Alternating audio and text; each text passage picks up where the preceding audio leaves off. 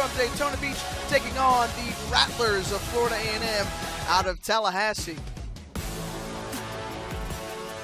We say hello and what's up, fam, with the former Howard University and NFL quarterback Jay Walker, Tiffany Green. We are excited to be here at Camping World Stadium for this Florida Classic. And although the seasons have not panned out the way that both of these programs would have expected, care not, right? Because this game means everything. It's the Florida Classic. It's the Florida Classic. It is the Florida Classic. This game means more than just football. It's all about recruiting rivalries. It's all about family rivalries. It's all about legacy. It's all about all-time leading victories in this contest.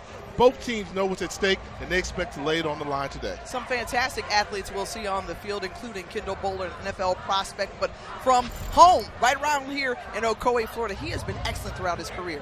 You know, when you talk about this game, some of the star powers will really make it different. A number of NFL players have played in this game, and Kendall Bowler expects to be the next one. Semifinals for the best defensive back in all of HBCU football. He's a game changer that has many NFL scouts here to watch his talent today.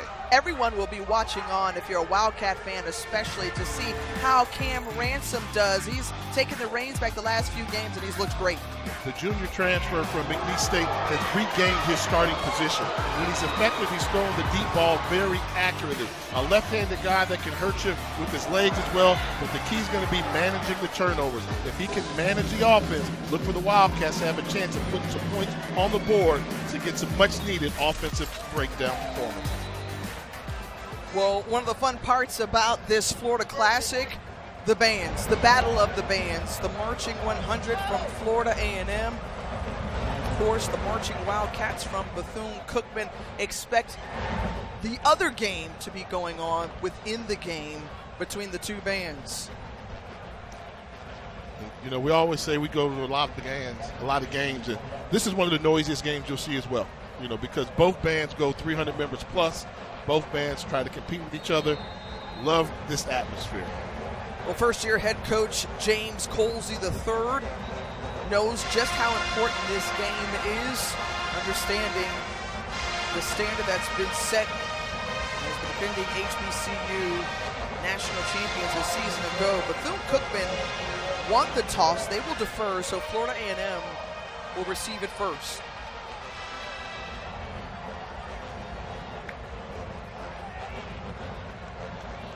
Juan Dominguez puts it in the air, and we are underway. Standing at his goal line, inside his end zone, and bringing it out, that's Robert Lockhart. And Lockhart crossed the 20-25, and a solid return to open things up for the Rattlers as they will get the ball first with Daniel Richardson leading the way as the quarterback, the transfer quarterback coming out of Miami, Florida. And what have you seen? We saw him at the start of the year, Jay, but throughout this season, there have been some ups and downs. What can you say about Danielson? Deep ball accuracy. When he's stretching the field, he's very effective throwing the deep ball accurately. Game manager, won't wow you with his physical attributes, but he's a winner. He knows the passing game, and his confidence is the key. Rattlers start first and 10 from their own 28. Pass right out of the hands of Richardson. And the pass is complete and continuing to go and stay on his feet. I believe that's Goldie Lawrence. Goldie Lawrence, who originally started his career at Florida State, now with Florida A&M. 23-yard reception for Lawrence. We talk about the accuracy, and this is something when we talk to offensive coordinator about what we could expect from Florida A&M differently offensively, because Henry Burris is calling the plays for the first time. He said, we see something we can take advantage of in the slot within their secondary performers. One pass already in Wildcat territory, the handoff and a running start for Thad Franklin Jr., moving the pile in a solid run. It's going to bring up about 2nd and 3 after Franklin was brought down. Number 13 on the offense must lead the game for one play due to a helmet coming off. Jay, you just referenced Henry Burris, the co-offensive coordinator, taking over the play calling duties after Florida A&M, who dropped their last 2 contests. And Coach Colsey said this week we needed to shake things up and decided to change it with OCs. Richardson guns it in, and the pass complete to Quan Lee. James Colsey III, who was on the previous staff with Willie Simmons, now takes over as the lead man this year after removing the interim tag. And for James Colsey III, he understands the importance of a game like this, having been from Florida down in Miami.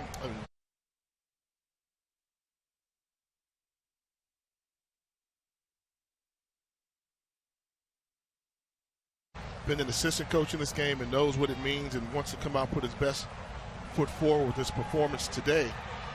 But I think, you know, the question mark for Florida A&M this season with the new first-year coach, Willie Simmons was an offensive coach. He was in charge of the offense. He took the credit for the offense. He built it. It was his offense, and Colsey was on the defensive side of the ball, which was fantastic. And I think the defense was so great, that's why he got the head coaching job. This year, a couple struggles offensively, which I would have told you would have happened. I would have told you. You don't just lose a mind like Willie Simmons as your head coach and play caller and think you're just going to plug and place. So I think they had the struggles offensively, and they're hoping Henry Burris can give them that spark. So far, moving the ball well. A flip out of the backfield. The running back, Thad Franklin Jr. once more leaping ahead. The senior out of Winter Park, nearby here in Orlando, gain of 9. And this is a nice drive, how they're picking it apart. Great job by the offensive line of winning their battles. Number 63 in white, Ricky Taylor from the left guard position doing it. And when we talked to Henry Burris, we said, oh, you're a quarterback, offensive coordinator, you want to throw the ball all over the field. He said, yes, but this Bethune-Cookman defense gives up almost 240 yards a game rushing. I would be insane not to run the football as well. Franklin a couple of yards ahead on first down. And when you talk about Henry Burris, also a former Temple quarterback, Canadian Football League player, and already we're seeing just a different tempo and feel to this FAMU offense. Seems like the offensive line is motivated, receivers are motivated, and it's the classic, and they're playing mistake-free assignment football and really doing a good job on this opening drive of establishing their rhythm. On 2nd and 8, the pass is complete, and thus far looking great. The catch made by Carter Johnson after he was brought down by Kevin Washington. Great job by the offensive line. Look at the time that he has to allow the tight end to come all the way across the formation from the right side to catch it on the left. The offensive line really doing a good job of establishing themselves in this game. Thus far, Daniel Richardson perfect through the air. Former Central Michigan and FAU transfer who brought a lot of intangibles and experience in replacing SWAC Offensive Player of the Year a season ago in Jeremy Musa. 1st and 10 inside the red zone. Great run there by Thad Franklin Jr. and he's in for the score. So impressive opening drive capped off by a 17-yard touchdown run by Thad Franklin Jr. Florida A&M is on the board. This offensive line has done a good job of establishing control of the line of scrimmage.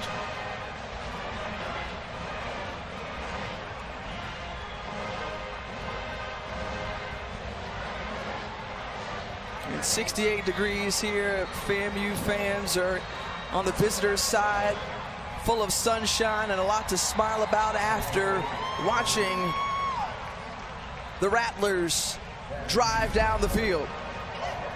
Great job by the left side on the counter. We mentioned Ricky Taylor earlier in the drive. Another fantastic block by Taylor to free his running back, Thad Franklin, to the end zone.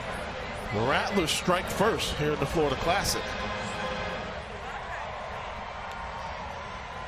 The senior out of Winter Park, Florida, who brings a nice balance, part of the stable of running backs for Florida A&M.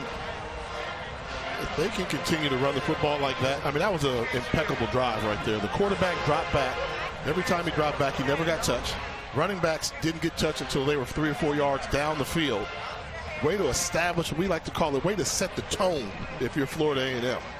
Well, understanding what was at stake, you know, when we talked with both coaches, they highlighted the importance of a game like this, but dropping the last 2 was not something that James Colsey III was very comfortable with, and he knew Rattler Nation would have something to say as well, and even 500 as they kick it off to Bethune-Cookman.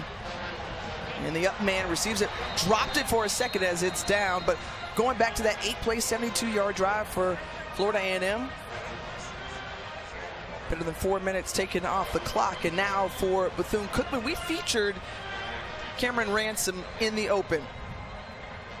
And you talked about this young man who kind of flip-flop in that starting role, and now he's regained it back. The importance of having him as a confident signal caller for the Wildcats.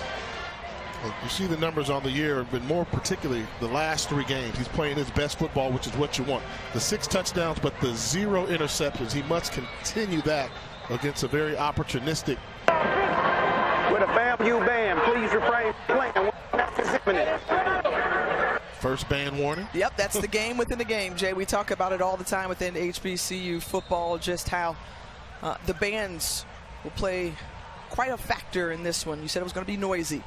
On 1st and 10, in the run by Dennis Palmer, and Palmer, who was flung down, but solid yardage there, gain of about 5 or 6 as Kendall Bowler was there to stop him. And Palmer, great looking freshman product, gets to start as a true freshman in this offense, explosive, and has really taken over the running back duties. Quickly out of the hands of Ransom, the junior out of Lakeland, Florida, and the pass complete. And that's going to move the chains for a first down.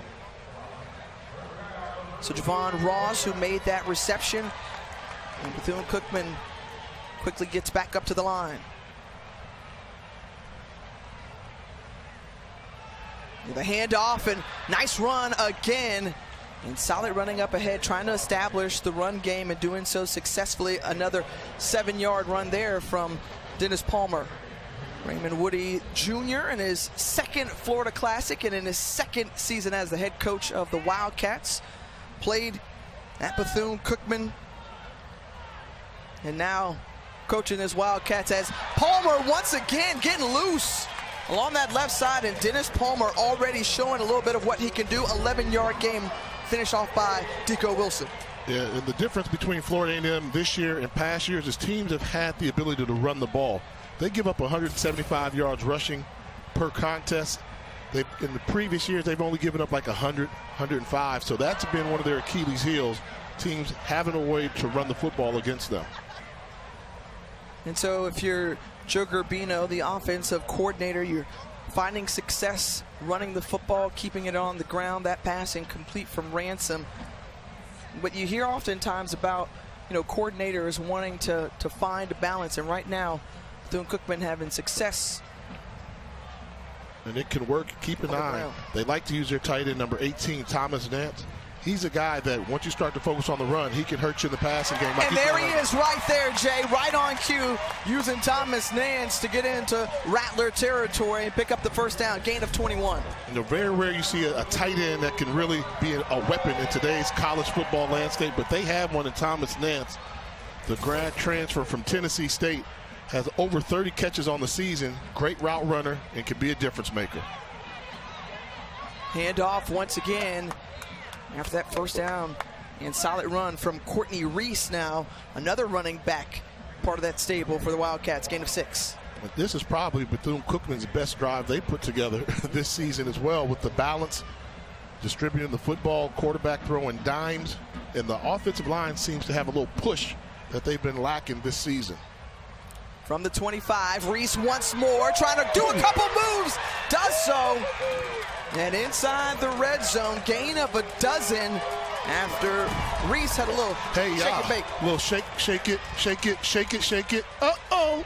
He got right by Deco Wilson, who's a pretty good tackler for Florida A&M. And moving with tempo here, you see Bethune-Cookman just trying to ride that momentum, and they're continuing to go downhill. So both teams early on moving the ball effectively as Reese gets a breather and Dennis Palmer checks back in. Don't abandon the running game. Keep going. You've got some momentum running the football. Instead, they try to lob it over. It's intercepted. Elzo's batted down. Nayron Jenkins on the return, brought down around the 25-yard line. And snatching some of that momentum right out of the air for Bethune-Cookman. And the Dark Cloud defense coming up with an INT. Wow, they decided not to run the football RPO. They make you pay. It's the Florida Classic. Anything can happen.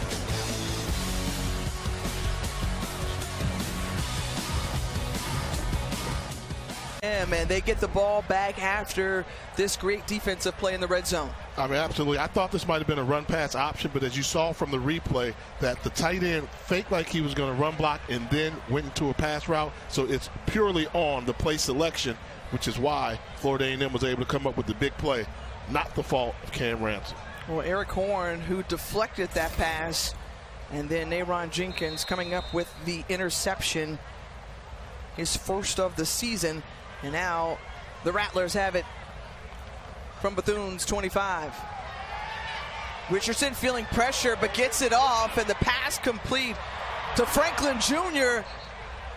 And Franklin hard running ahead. Gain of 5 after that reception.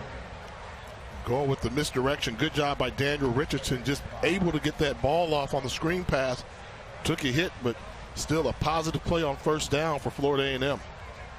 And things showing in the positive category. This is a group coming off of a couple of losses, including that to Mississippi Valley State, snapping their 23 home game win streak last weekend. On 2nd and 5, Richardson looking at his receiver, and it looked like Kobe Gross was blanketed in coverage. Go back. Antoine Watts. Incomplete pass. I don't want to talk about incomplete pass. Right. What did you just say? What happened last week? We hear the replay right here, and you see Kobe Gross slowed up a little bit. But Jay, to your point, yes, that was a huge deal, and that's why the change was made with Henry Burris calling the plays, because it was not the best outing for Florida A&M, and Coach Colsey said we got to make some changes here on 3rd and 5. Pass out of the flat to Kelvin Dean, and great open field tackle made by Raymond Woody III, the coach's son. Yep, you hear that name right. Loss of 3 on the tackle. Great job in the open field of exploding once you recognize the screen by Woody. A little bit of a slip in the backfield as Florida A&M prepares to punt. I'm still in shock that Florida A&M had their home win streak broken by who? Mississippi Valley State. The Delta Devils, who were winless going into that game. So if that shocked me, can you imagine what the city of Tallahassee must be going through? What the whole HBCU landscape was going through? Great job by Valley. And great job here on this punt return. And he's moving, he's grooving. And into the end zone, Johnny Harris for the score. But a flag came out in the process, or at the end of the play. So we're going to call that a touchdown. And that's a way to motivate and get that excitement right back on your side if you're Bethune-Cookman after that turnover.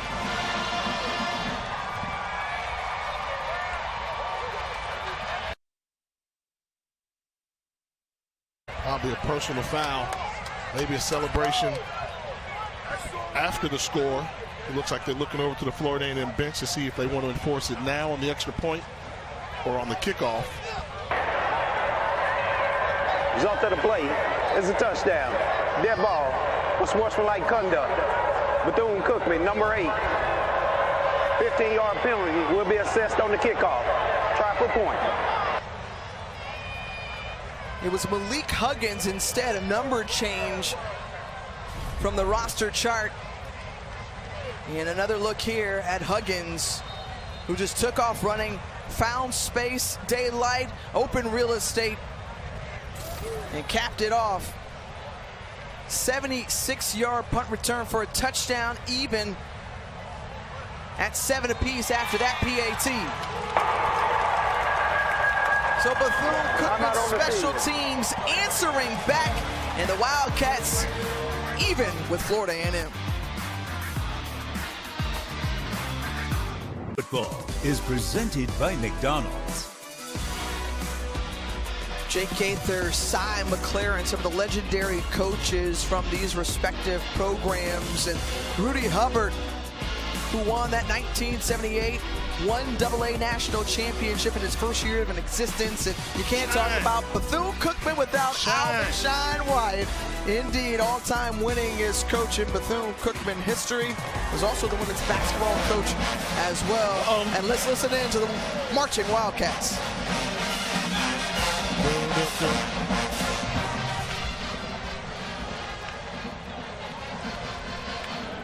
Don't. That, I always say it, when you do the Florida Classic, that song stays in your head.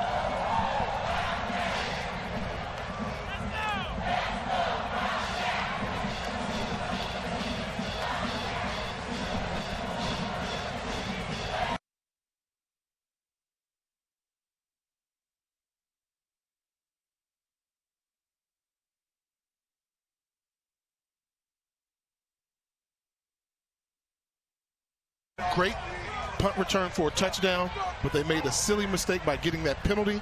You start the ball off with great field position, you make them pay for their mental mistake with the celebration. We talk about how important this game is. Florida A&M, who leads the all-time series, won the last 3 here on 1st and 10 in the run by Kelvin Dean, last year's Celebration Bowl MVP on offense with a 4-yard pickup. Winning on first down. I mean, that's the key when you want to throw the football around, but the numbers say you must run the football. Well, then that's when you have to win on first down. 3 yards or better is considered a victory for the offense. And thus far, Daniel Richardson has done a really nice job through the air. 5 of 6, 35 yards. But also, he's found 5 different receivers. That one complete. Nice move there from Goldie Lawrence. And Lawrence picks up the first down and plenty more after that. Move the chains. A good job by Richardson calling his own number. This is just he and Goldie Lawrence saying, you know what, the defensive back is playing too far off. I can get the ball to you quick enough, like an extended handoff, and then Lawrence does the rest. And right now we have seen Bethune-Cookman not be able to really stop Florida A&M to this point, as Goldie Lawrence on the sideline after that catch in some pain, and Kelvin Dean once again on the carry.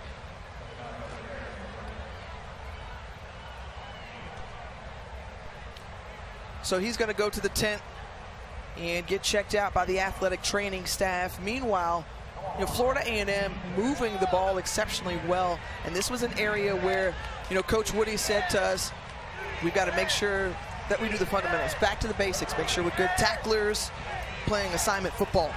And the key is the Rattlers keep winning on first down. I mean, they're getting 4 or 5 yards every time they run. Strong run there from Thad Franklin Jr. To your point, Jay, the ground game has been strong, 11 yards on that run. And the patience, and a good job of coming around the edge. There goes that man again, number 63, Ricky Taylor, continuing to do a great job from his left guard position in this game, winning his matchups. And the offensive line is really controlling the line of scrimmage. So 49 yards on the ground so far for Franklin, as Quan Lee in motion. Handoff once again and wrestled down, and not much room to run as Dallas Corbett closed in quickly.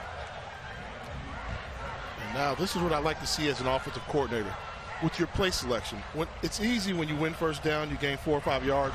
How committed to the run are you when it's 2nd and 8?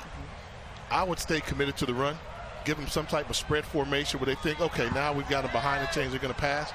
But I would still force Bethune-Cookman's defensive line to prove they can stop our rushing attack. Numbers-wise, averaging about 6.5 yards per rush.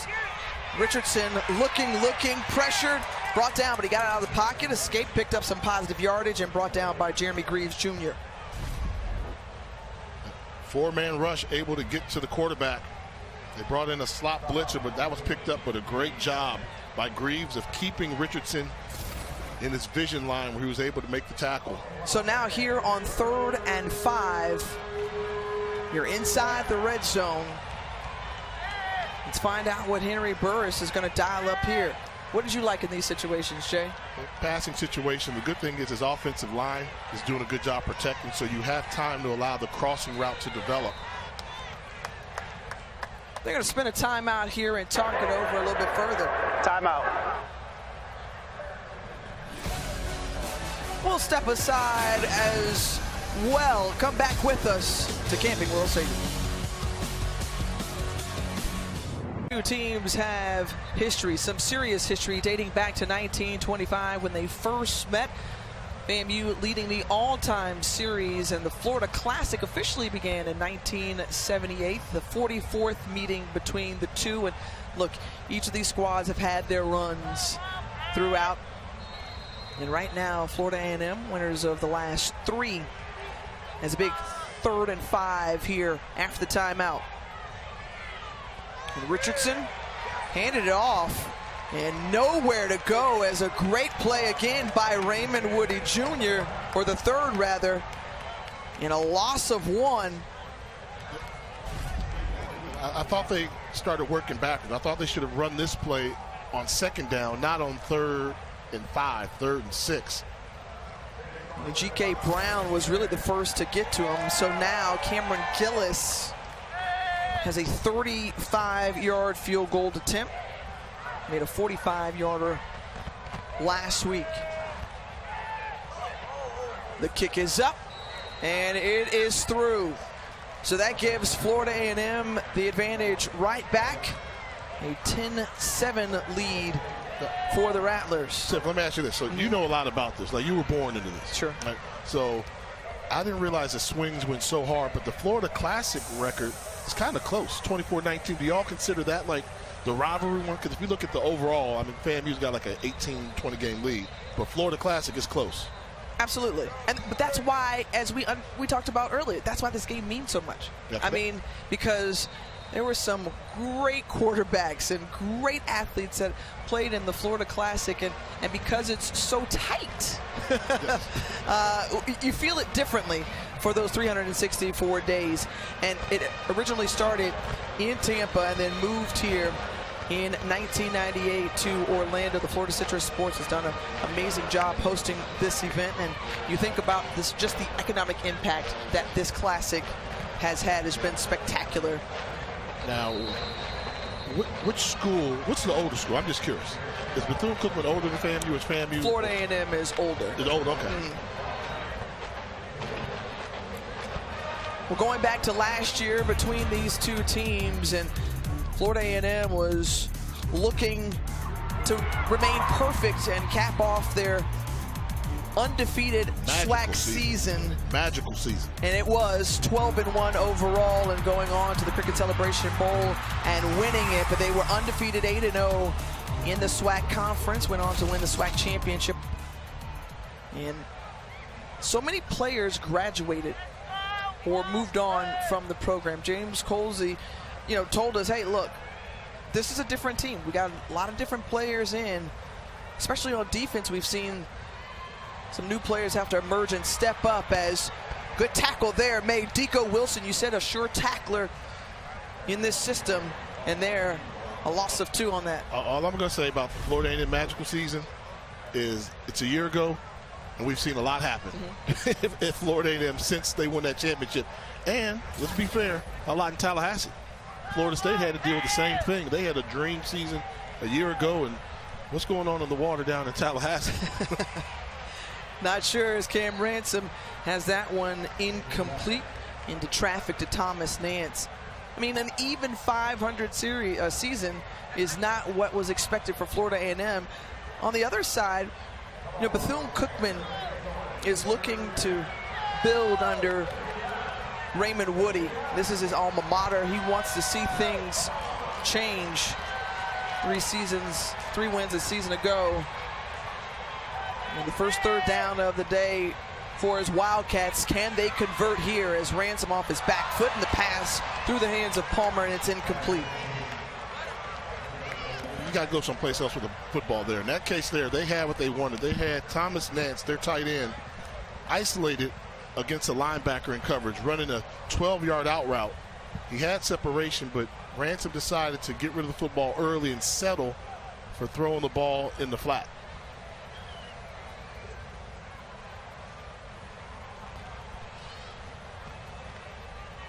So a 3-and-out forces the punt. First time we're seeing Anthony Frederick. And Jamari Gassett standing on his own 30-yard line. And he waves for the fair catch. Well, we told you at the top of the broadcast, these two teams in-state rivals. Jay, you asked, when was Florida A&M founded, or who was the oldest? Well, it was back in 1887, greater than 10,000 in terms of the enrollment. Dr. Timothy L. Beard serving as the interim president, and a number of notable alums, including Hall of Famer Althea Gibson, outstanding tennis player, the two Pro Football Hall of Famers, and Ken Riley, Bob Hayes, Nate Newton. Man, what about Terry Mickens? What about Quay Nunnally? Yeah, Henry Killer Lawrence, and yeah, it's a football school. It is. I mean, it's a football school. Earl Holmes, the hitman. On 1st and 10, and Richardson was hit from behind as he launched it. He is in pain as Florida A&M is grateful to recover it. Orrin Patu brought the pressure, and Charles Davis, who recovered it. And a lot happened in that one play. Well, when you're doing the play action, trying to do those long field crossing routes, and just a great job of getting to the quarterback by Patu. And able to put a good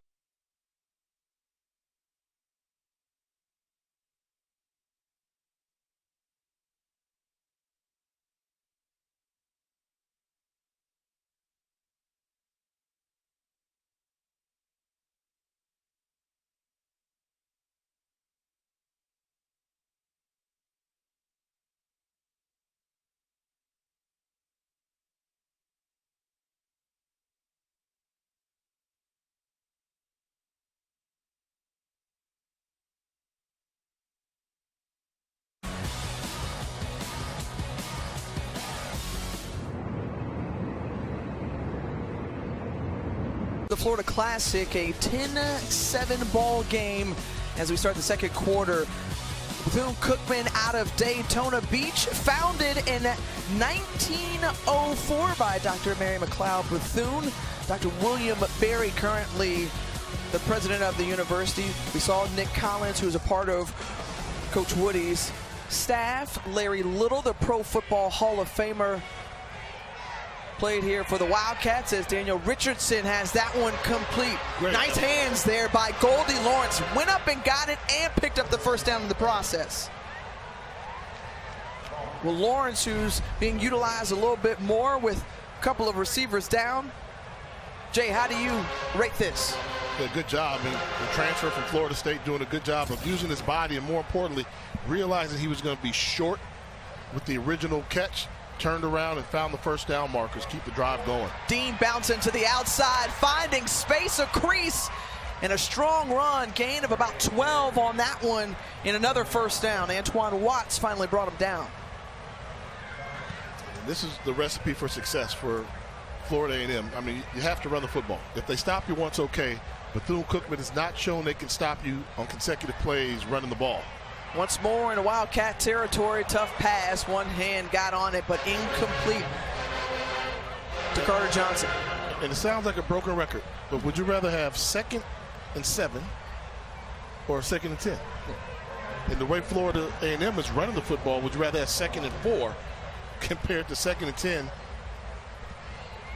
2nd and 10, now you're pretty much assured that you're going to throw the ball on 2 consecutive downs. And to your point, Jay, this group is closing in on 100 yards on the ground. Daniel Richardson making some checks at the line. And he's going for a one-on-one coverage with Quan Lee, and just overthrows Quan Lee. So that brings up 3rd and 10 for the Rattlers. And great job by the defensive secondary. Their defensive coordinator, Robert Wimberly, he didn't fall for the eye candy. Florida A&M tried to give you a look like they were going to overload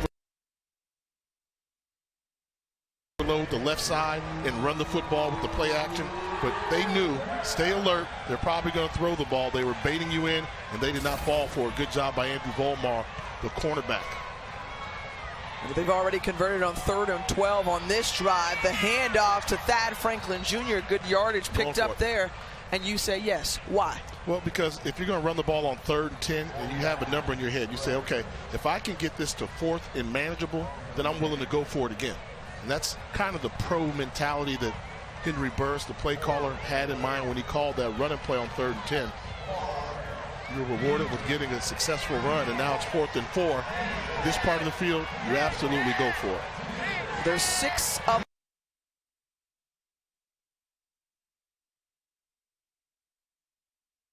11 on the season converting 4th downs. Will they be successful here? Oh, they jump. And so that's going to back them up 5 yards. It was a wonderful opportunity, and Goldie Lawrence moved too quickly. Now you punt. Now you punt. Lawrence has had a good game so far, but you're a wide receiver. You cannot have that happen. You know, you're on reaction. Assume you can't hear. You see the coaches just kind of pep him up, but it's a costly, unforced error, as they would say. Yeah, for sure. An opportune time for Florida A&M's first penalty of the game. And the punt by Gunnar Trout. Try to pin him inside.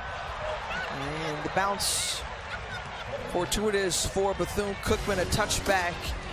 As the Wildcats will get the ball and try to move when we return.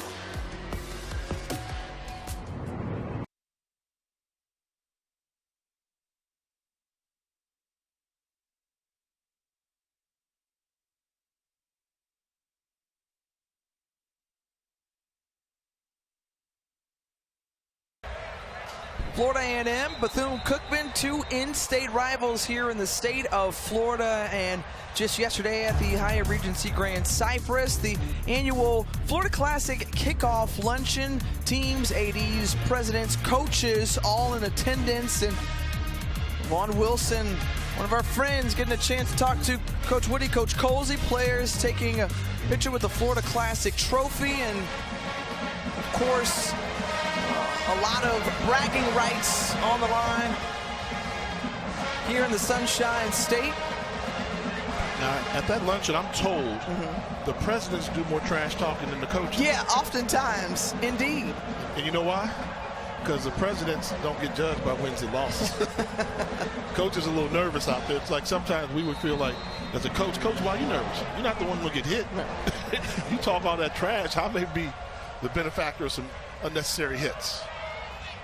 Well, Dennis Palmer stood up by Eric Horn, who drives him back. And I think, too, it's kind of one of those things where, you know, you rile up your fan base and get them excited. And understanding, you know, for both sides, we talked about it before, not the seasons that they would have anticipated, but this game just means something different, so much more, as Ransom tried to call his own number and a couple of flags fly out in the process. I think this is going back against Bethune-Cookman.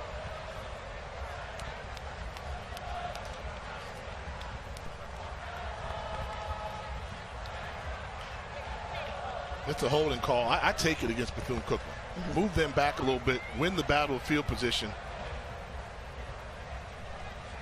We'll await to hear from Charles Green. Holding. Offense. Number 79. Half the distance from the previous spot. Replay. 2nd down. Now going against the left guard, Antoine Wells. The quarterback draw and just kind of twists him and takes him down. He had the battle leverage, but on that takedown, official saw it and caught him. Wells a big boy. Goes 6'4", 340. Yeah, and the anchor, the rock of that offensive line. Now 2nd and long, and how about Palmer once again? Boy, Dennis Palmer, when he's got the ball in his hands, I've been impressed with his running and a bright future for just this true freshman. Yeah, I mean, the patience, and watch him run the daylight.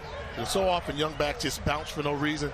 He bounces to find the hole and then accelerates. But I'm still not used to seeing Florida A&M allowing teams to run the football on them. And that's been their problem this season. You wonder why they have 5 losses. And I think you have to say the ability to run the football, slow the game down a little bit, has been what hurt the Rattlers this season. I mean, we're talking about over the last 3 or 4 years having one of the top defenses in all of FCS. And they're starting to carry that mantle now. We've seen Alabama State be really good on defense. Jackson State enters that conversation as well. They're going to be the representatives out of the East to play in the SWAC championship to take on SWAC West champs Southern on December 7th. We'll be there for that game. So back-to-back 3-and-outs for the Wildcats, and a whistle. This play has some laundry with it.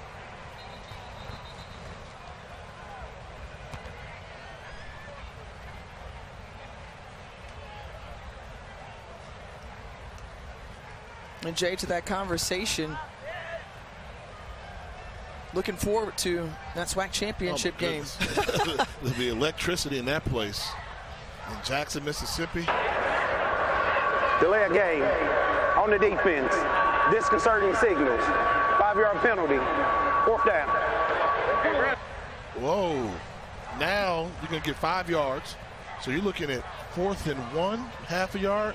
It's the classic. Yeah. So, of course, Coach Woody's going to go for it. But you don't hear that called very often, I don't Jay. see them changing. Oh, leave your comfort zone here, Coach. It's the classic. You won 2 games all year. You got 4th and 1. I know you're backed up, but Could a fake be in the future for the Wildcats? Well, they want to talk it over. Timeout. Bethune-Cookman. That's their first charge timeout of the half. Think about it, Woody. Think about it. They're going to have a Timeout on the conversation, field. chop it up, decide if they're going to go for it on 4th and 1. Find out if they do when we return. Hopes, and meanwhile, not going to the Cricket Celebration Bowl like they did last season. However, the fans still always show up both for Florida A&M and for Bethune-Cookman here. Shout out to both schools here. I mean, the battle of bands is going to be what it is at halftime, but this place is crowded. You can see the energy. Everybody's going to get their popcorn right now for the concession stands, and they're getting ready for halftime. But I like to call it like we see it. The fans, they've showed up in big numbers here today. All right, so 4th and 1. They've had a chance to think about it. Instead, they send the offense back onto the field. And movement up front was induced, and Bethune-Cookman might be trailing back. It looked like perhaps the right tackle. False start. Offense. Number 34 and number 50. 5-yard penalty. 4th down. And emphatically, you see James Colsey on the other side. What's he so?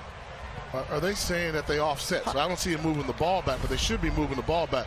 But take a look. They jump into the neutral zone, and I think what you saw was 50 realized if they move, then we can say we were drawn offsides by the defense moving. But in that case, got a little too smart for his own good, the freshman Tico Showitz.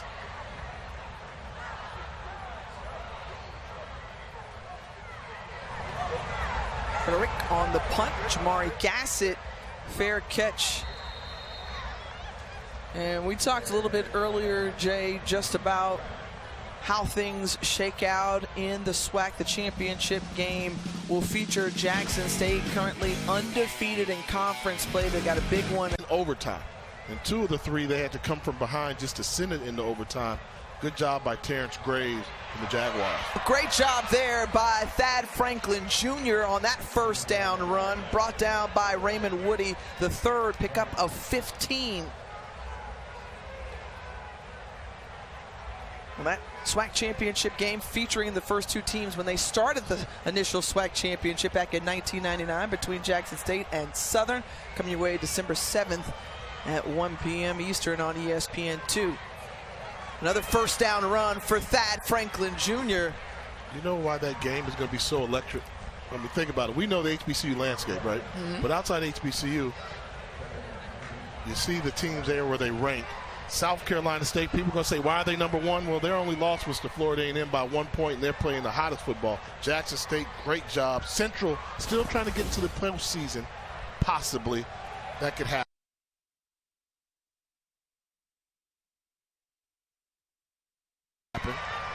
Going for it deep, and Quan Lee was held in the process, and a couple of flags come out as well. Johnny Harris III had a piece of his jersey as he was running down the field.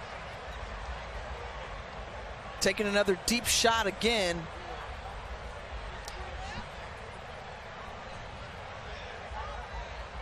Jay, you talk about both Jackson State Southern in your power rankings.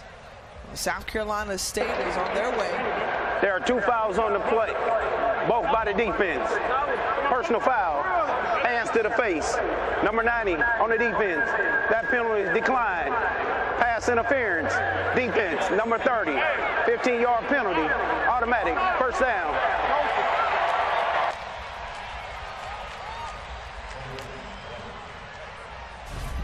Another look at it here. So they're going to say the pass interference. They're calling on number 30, which is Caleb Blake. And then you look up front, Ebenezer Debula, number 90, that black jersey, you see hands to the face of Yannick Ogunlade.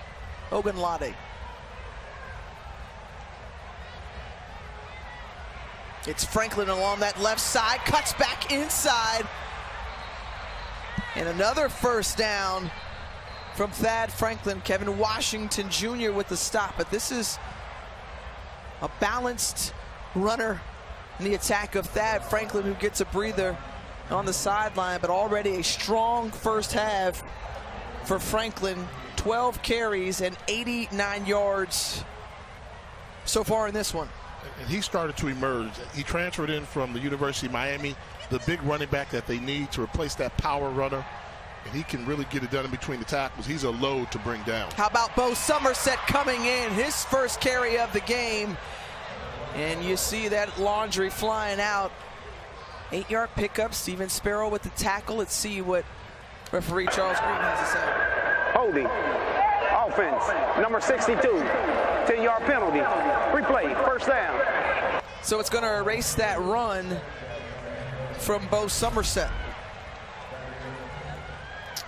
And it would have been another successful running play, but close there. I didn't necessarily see it, but and I'm kind of old school. Like, offensive linemen have to hold you at some point, especially on a running play. They just can't push you. But unless it's egregious, I just say, hey, let them run the football. But officials call. Quickly out to Quan Lee. Quan Lee tries to use a little bit of blocking as Jamari Gassett sealed off a defender to help him cut back inside, and that's going to be near the first down marker. Almost picked up most of it. Will they move the chains? I think it's going to bring up second down and maybe about 1. Big possession right here defensively for Bethune-Cookman. They need this to stay a low-scoring game. And offensively, Bethune-Cookman averages only 18 points a game, so they need this to be a low-scoring game and need to force Florida A&M to settle for a field goal attempt as they're driving. They had a field goal kind of close out that first quarter. They scored on their opening drive, marching down the field successfully. Bethune-Cookman answered in the process with a punt return for a touchdown. And now Florida A&M threatening here on 1st and goal. Just over 7.5 minutes to go in this first half from the Florida Classic. The pass, and it's just too tall for Quan Lee. But another flag coming out as Andrew Vollmer was on the coverage. Let's hear. And you see him pointing it back in the direction of Florida A&M. Was it an ineligible man downfield? Ineligible man downfield. Number 71 on the offense. 5-yard penalty. Replay, first down. And when this happens, you have to correction. The foul was on number 73. Well, what an RPO is, it basically means, hey, we're going to call a run play, but we can pass it. Well, if you're going to pass, it's got to be quick because the linemen are blocking. Look at number 73. Yannick going down the field. He's 4 or 5 yards downfield to block somebody because he's anticipating a run. And you only have a 2-yard margin that you can be across the line of scrimmage. Easy call for the official. All right, that's Jamari Gassett to the outside, trying to tiptoe down the sideline, and it's a touchdown. Jamari Gassett, who was hampered by injury the last few weeks, skirts in for the score. Tackling him in the open field can be so tough. He's a fantastic returner. And once he realized it was just me and the cornerback, one shake and I'm gone. I mean, it's a good job. Once you get the block there, he's like, okay, now you have to tackle me. And you can't tackle me. Great job of setting up Terrence Alexander, number 21 in black, not able to make the tackle. Too much speed, too much shake from Gassett. 7th touchdown of the season for Gassett, and a 2-score lead for the Rattlers. Let's listen as the victory song, the celebration for Florida A&M from the Marching 100.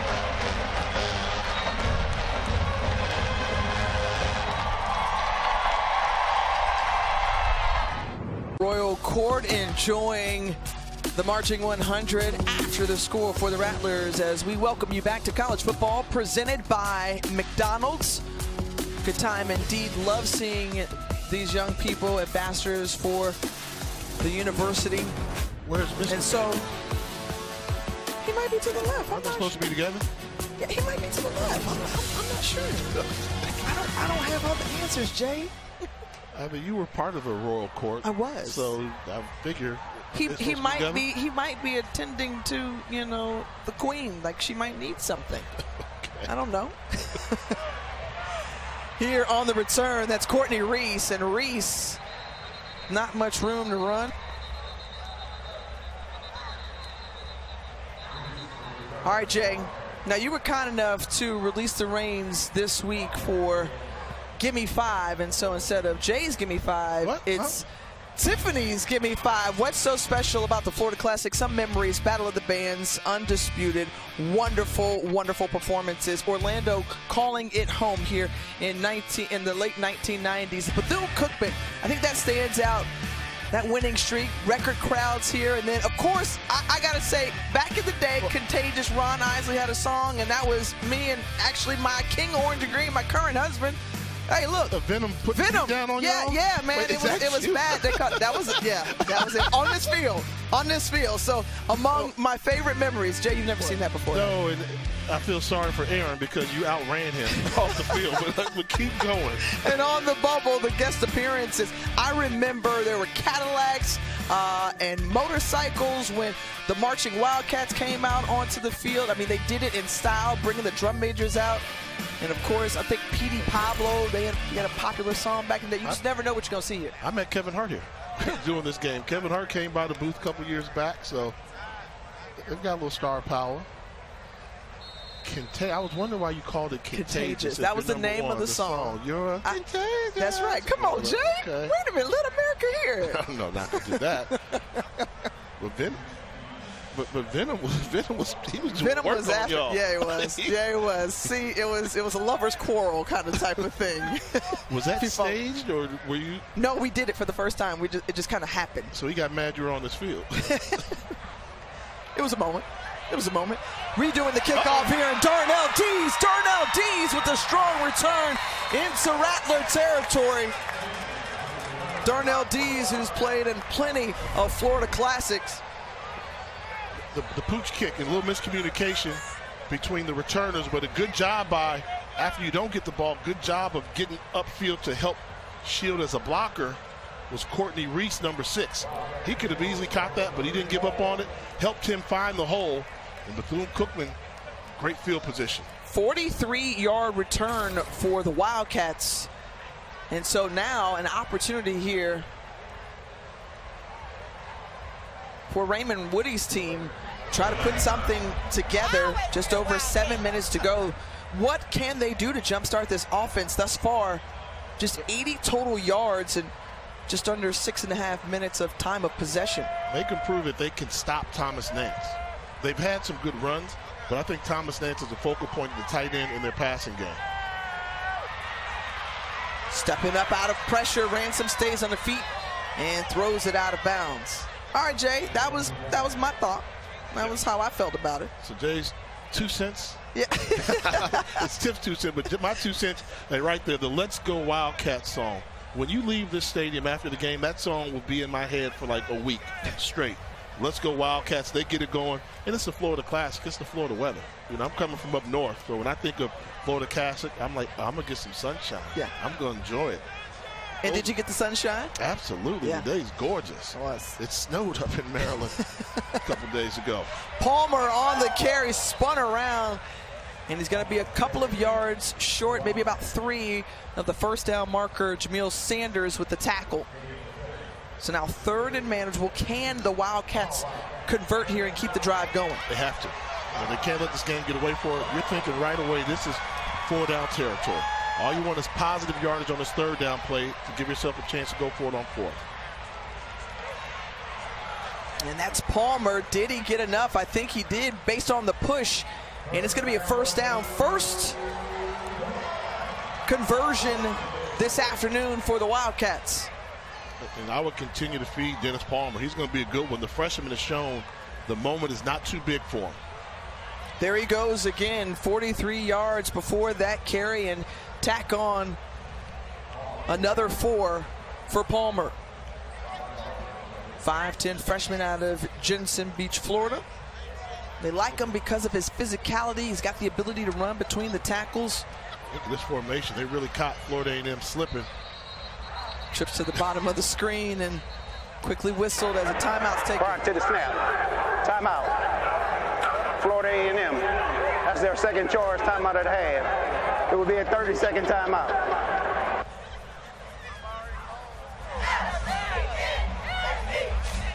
So we talked a little bit earlier about, you know, the SWAC championship, how that's setting up. We'll want to go back and pay some homage to some of these teams that deserve it with Jay's HBCU power rankings. It took my getting 5, so I got to get my power rankings back. So they're not tips. When we talk about Tennessee, how about this? Tennessee State has an opportunity with a victory to make it to the playoffs, FCS playoffs. Eddie George and Big Blue doing a good job. And Southern hasn't been pretty, but they continue to win. Terrence Graves, congratulations, making it to the SWAC championship game. And Alcorn State still has a chance to make some noise as they take on Jackson State today. Would you agree with those power rankings if I did listen to Tiff's 2 cents? Wholeheartedly. It's a run here by Palmer, closing in on the 1st down again. But we saw Jackson State. They took care of business because it was a critical game that they hosted against Florida A&M. They won that. That set them on the track back in October. South Carolina State has impressed everybody. Everybody. Terrific job by Chinnisberry in his first season in Orangeburg. Palmer with some room up the middle and in for the touchdown.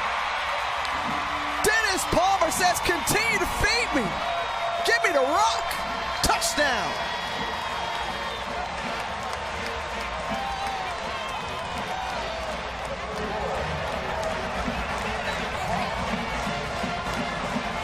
The moment has not been too big for this freshman. We can tell he's comfortable playing in front of this big crowd.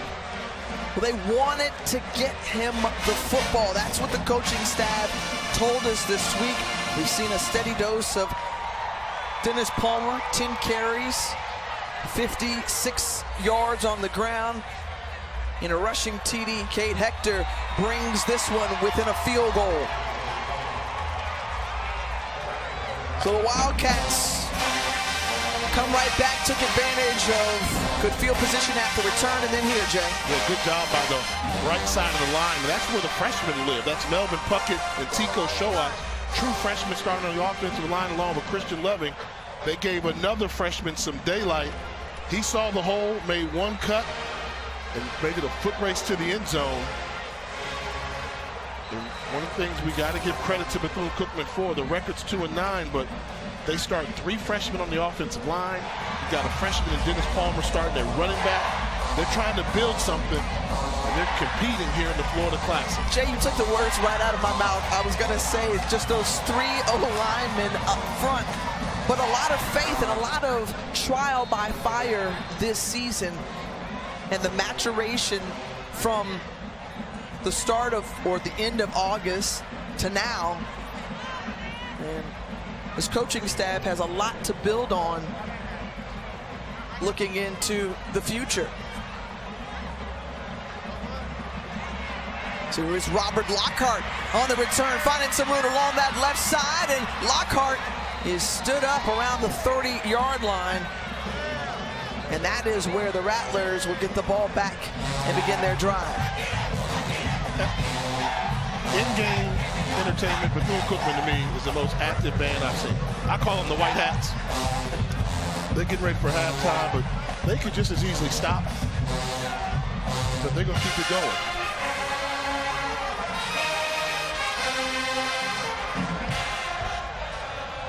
The beauty is we'll get an opportunity to see both of these bands during halftime right here on ESPN Plus, and the dueling part of it, right? Always going back and forth, playing each other's songs. As short run there by Kelvin Dean.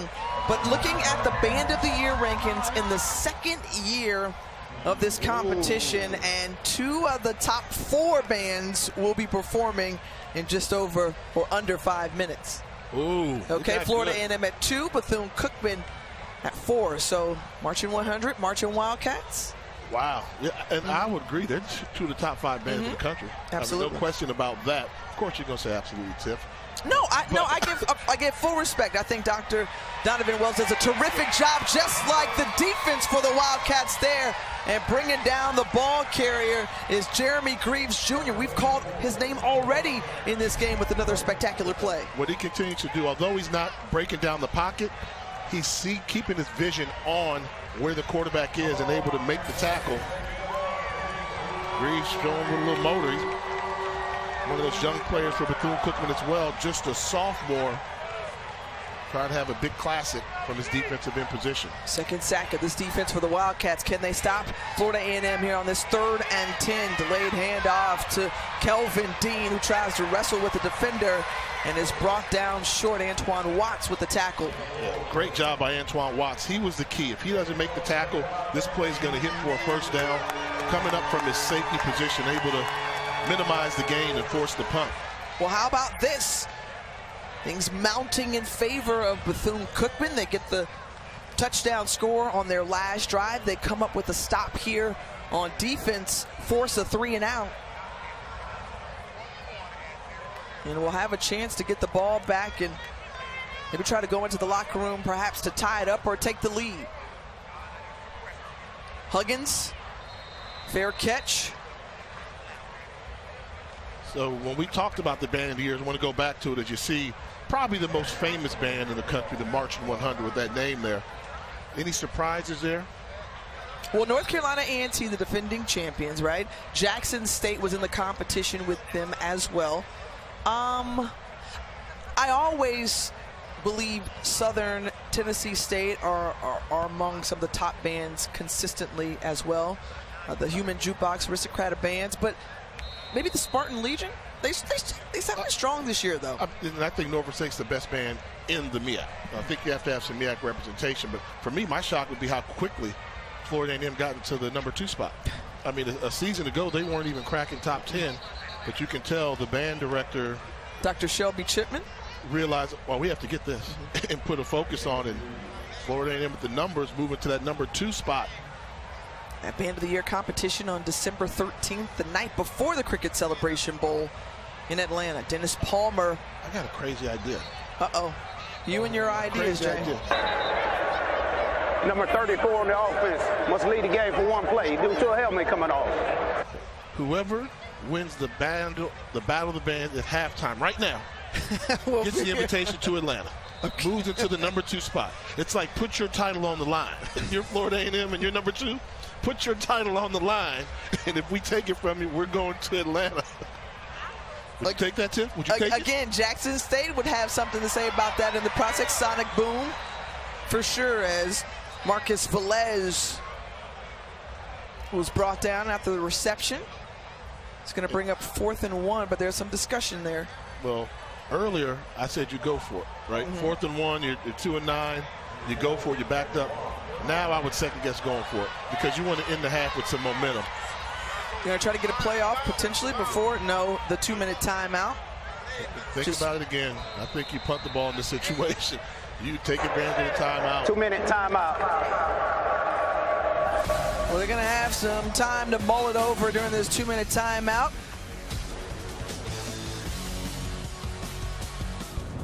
Franklin Jr., Dennis Palmer have done an outstanding job for both of their squads on the ground.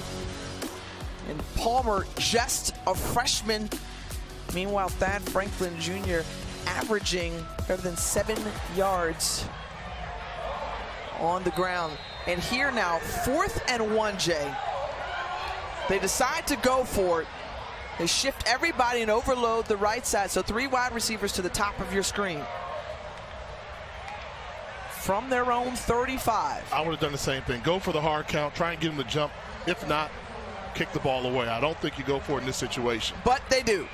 And right there, Dennis Palmer, who has done an amazing job so far today for them, continues. Give it to the hot hand, the running back. Don't listen to Jay Walker in the booth. But this is gutsy. This is what you do in a classic game. Winning the battle. Kendall Bowler got there just a little bit too late. And more importantly, I think the reward for going for it will be not if you necessarily score before the half, but you don't give Florida A&M an opportunity to increase their lead going into halftime. Take your time here. I don't like the hurry-up offense right now. I pace it, slow down, wind the clock a little bit. Trying to get to the outside, and Palmer's brought down by a couple of white jerseys. James Gardner Jr. among them on the stop. Remember this too, Jay? Call timeout right now. If I'm FAMU, I'm calling timeout.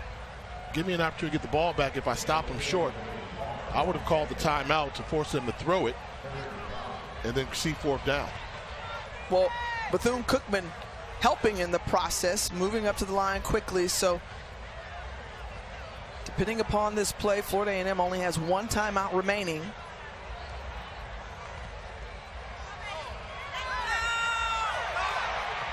Ransom one-on-one, has a man, it's complete into the end zone for the touchdown. Malik Higgins, his 2nd TD of the day, 1 on special teams. And now the 56-yard reception for the score. It's the classic. Bethune-Cookman averages 18.5 points a game. They've got 20 with a chance for 21 on the extra point.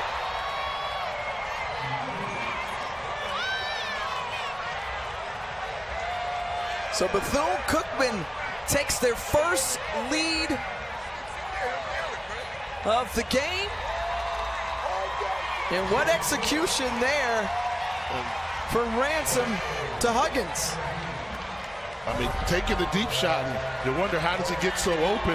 Well, good job, no help in the middle from the safety. And the defensive back, T.J. Huggins, gets caught in the trail position and loses the battle of the Huggins brothers. I was going to say, Huggins on Huggins. Can I do this since their band is not available to do it after a big score like that? No, you cannot. Don't. Wildcats. No. Not necessary. Unnecessary. Well, I'm not so. It's a Florida Classic. Right Both now, they're getting ready to go on the field and perform on for the halftime show. So yeah, this Wildcat. Now, would you do it if Florida A&M scored? I don't know the Florida A&M song. I would allow you to do it if they did it. I don't know that song. The Wildcats. I'm just saying, let's go Wildcats is in my head.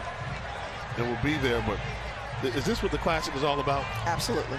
And one of the things, Bethune-Cookman, I really believe they got hope when they saw Mississippi Valley beat Florida A&M a week ago. They're like, if Valley can beat them, they haven't won a game, and we beat Valley, we can go compete with the Rattlers. So a squib kick, and now Florida A&M has the ball at their own 30-yard line. 39 seconds remaining and 1 timeout. Do you take a couple of shots here? Absolutely. Try and give yourself a field goal. With the 1 timeout, you need big plays, but I think you go for it. I mean, you've lost some momentum. Now's the time. Daniel Richardson is a good downfield passer. Try and chip away the lead. Told you 40 seconds in college, a decent field position. Clock's going to stop after you get a first down. I think now's the time you take the chance to see if Daniel Richardson can find something down the field. And of course not. Instead, Thad Franklin Jr. will run it, playing it conservative. And Florida A&M content to let the clock run down, and James Colsey III will talk it over further with his team instead of trying to take a shot there. And it's going to be a tale of two teams going to the locker room. Bethune-Cookman fans, oh my God, they're on cloud nine right now. They are on cloud nine. They're winning the Classic, and Florida A&M is in shock. I mean, look, that look right there says it all. Like the Wildcat fan, she's a Wildcat fan. She's cheering. If you go to the other sideline, they are sitting on their hands like, are we really losing to Bethune-Cookman? It runs just that deep. Look at that. Pictures tell 1,000 words, don't they? Great job by our crew to just get the differences of emotions from both of these fan bases. 21-17, Bethune-Cookman at the half. The Wildcats will get the ball back to start the third quarter.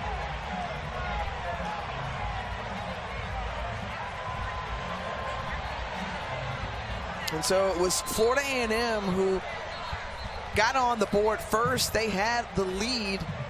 They scored on their opening possession. And then Bethune-Cookman was able to come back in the contest. Drum Major Mickey on the field as the halftime show begins. Remember, you can see the entire halftime performance on ESPN Plus. A back and forth affair in this rivalry game from the state of Florida. Wildcats on the prowl at the half.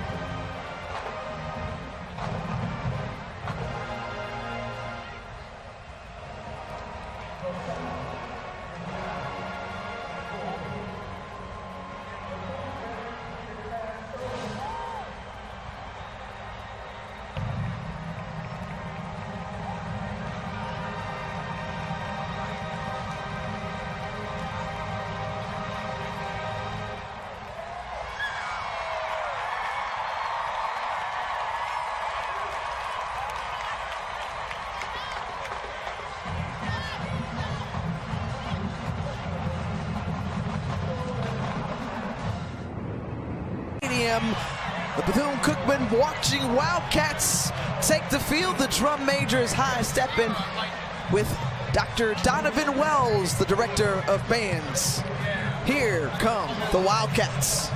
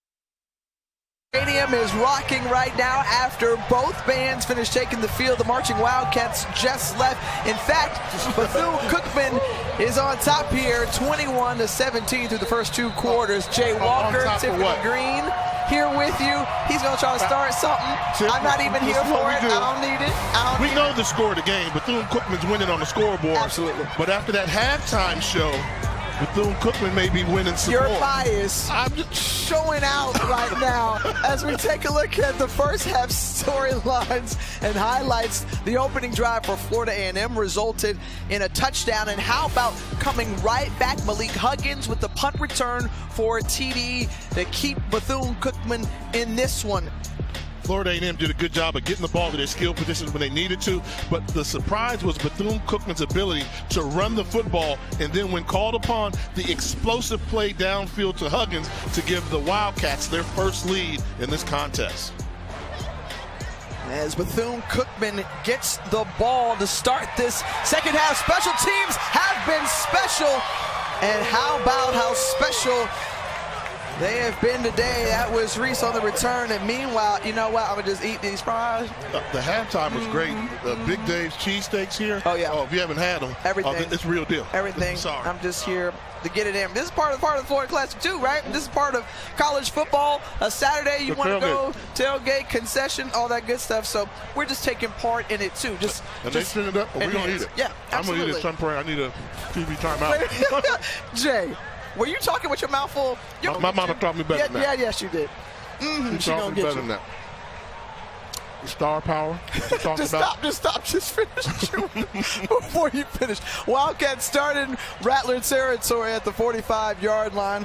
A run ahead by Dennis Palmer. And taking a look at the first half stats, when you talked about the effectiveness for Bethune-Cookman to run the ball, especially late, they were averaging better than 6 yards a carry, 6.7 to be exact. Florida A&M at that time of possession, total yards as well, but Bethune-Cookman able to score before the end of the half, and Dennis Palmer now getting them that much closer inside the red zone. 26-yard run for the true freshman. Yeah, could it be a Stars born here in the Florida Classic? And we've seen Palmer time and time again today not let the moment be too big for him. Great vision, keeps his pad level down, and the offensive line, the young offensive line of Bethune-Cookman, is starting to grow up right before our eyes. Well, if you're just tuning in, we talked about how 3 freshmen are starting along that offensive line. Vincent Forney, Melvin Puckett, and Takeo Schultz. And now on 2nd and 7, Bethune-Cookman moving the ball really well, being patient, trying to find a crease or a space, but nowhere to go for Palmer, as Nayron Jenkins and company end up with a no gain on the play after the tackle. And they'll take Palmer out right now, and they'll bring in Courtney Reese. If you're Florida A&M, pay attention to Reese in the backfield. He's more of the scat back type, can hurt you in the passing game or get him the ball on the edge. And you must know where number 18, Thomas Nance, is, the tight end. Well, defensive coordinator Milton Patterson wants to see his Rattlers stop here, keep them from gaining the first down and out of the end zone. Let's see what they dial up here.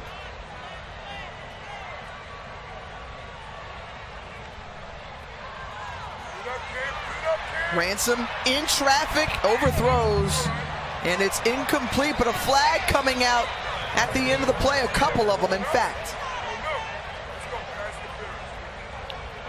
Wow, must be some type of hold, because the back judge threw the penalty kind of at the conclusion of the play. If it was pass interference, I thought would have been called uncatchable ball, unless they call it on the offense for the rub route. A lot of discussion down on the field. Pass interference. Offense. Number 87. 15-yard penalty from the previous spot. 3rd down.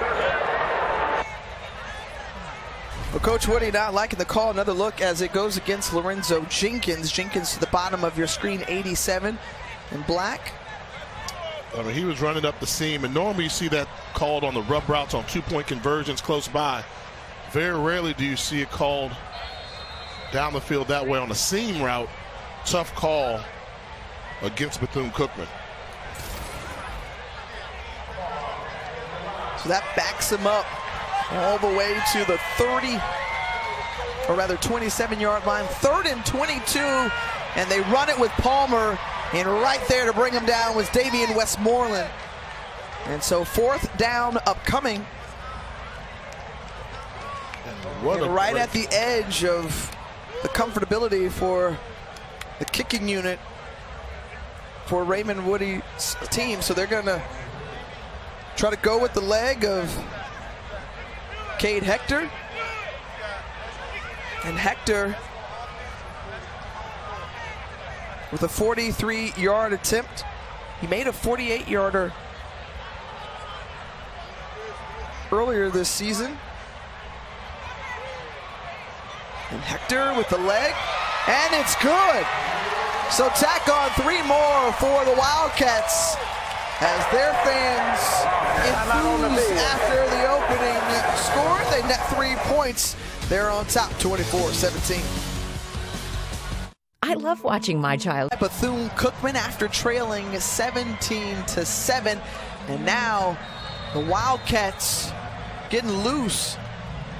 Jay Walker, Tiffany Green, we talked about how rivalry games just mean something completely different. You throw the record books out of the window. You hear that all the time, but truly that takes heart. And this is a Bethune-Cookman team that's been showing a ton of fight this season, especially the last 3 or 4 games, as Robert Lockhart receives it deep in his own territory, finding some room and space, and then brought down after the 32-yard return. Well, we saw Henry Burris move the ball effectively with this offense, the co-offensive coordinator, a change made after last weekend's loss. And he was a fantastic quarterback when he suited up for the Owls at Temple during the mid-90s, set a number of records, and then went on to the Canadian Football League. Grey Cup winner. Yeah, a couple Grey Cups. Couple times over. Good player that had a long career there. And so Burris, who adds to his duties of both quarterbacks coach and co-offensive coordinator. And James Colsey said, I'm going to hand those duties off to you for the last 2 games so we can shake things up. Daniel Richardson throwing the deep ball. One of the things that we heard, as it's incomplete, one of the things we heard from Henry Burris was that Daniel Richardson throws one of the best deep balls. And so from quarterback to quarterback, he feels very confident when those balls are thrown deep by Richardson. I mean, that's what they want to do. And normally, first down incompletion, I'm quick to say quarterback, you have to find some place to go with the football. Well, they called 3 vertical routes. So that means they were trying to force the ball down the field, no place to go for the check down, putting them behind the sticks. But you have Richardson, who's a 70% passer. You'd like to think you just let him pick apart a defense. Well, this has been the bright spot of the offense, is Thad Franklin Jr. and the running game as he gets some tough yards ahead. 5 on that one, and adding to his total, because now you've got 93 yards on the ground, 13 carries from Thad Franklin Jr., and because of that, it's still now a 3rd and manageable situation. 3rd and manageable, back to 5, but I'm of the belief, give them to it on 1st down, 2nd down if they stop them. In this case now, I think this is a passing situation. When it's 3rd and 5, it's close, but you cannot afford to get stopped with a run and have to punt the football away, down by 7 points.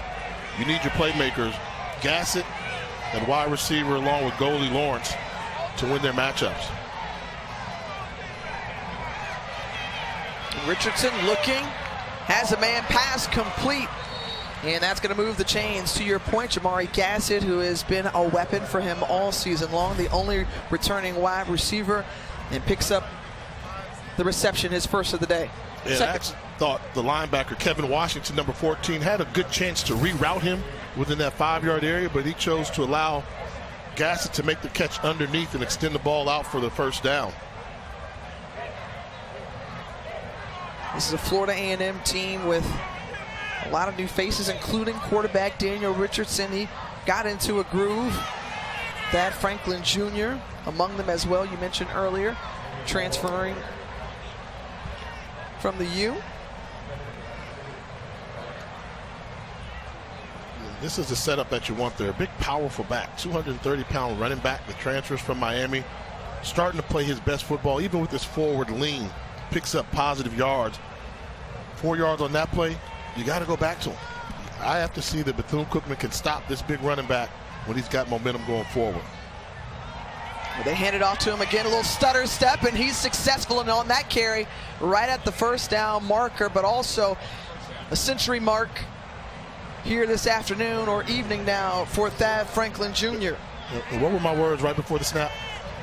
Oh, make sure they have to prove to me a way to get Thad Franklin the ball. So Bethune-Cookman's trying to still figure out how to stop him. How to stop him. So until they figure it out, we're just going to wear on you. Don't come out with the pass on 1st down, because they've not proven they can stop your running game yet. The pass to the outside, that's Marquez Bell, and Bell, another 1st down, so back-to-back 1st down, gain of 11.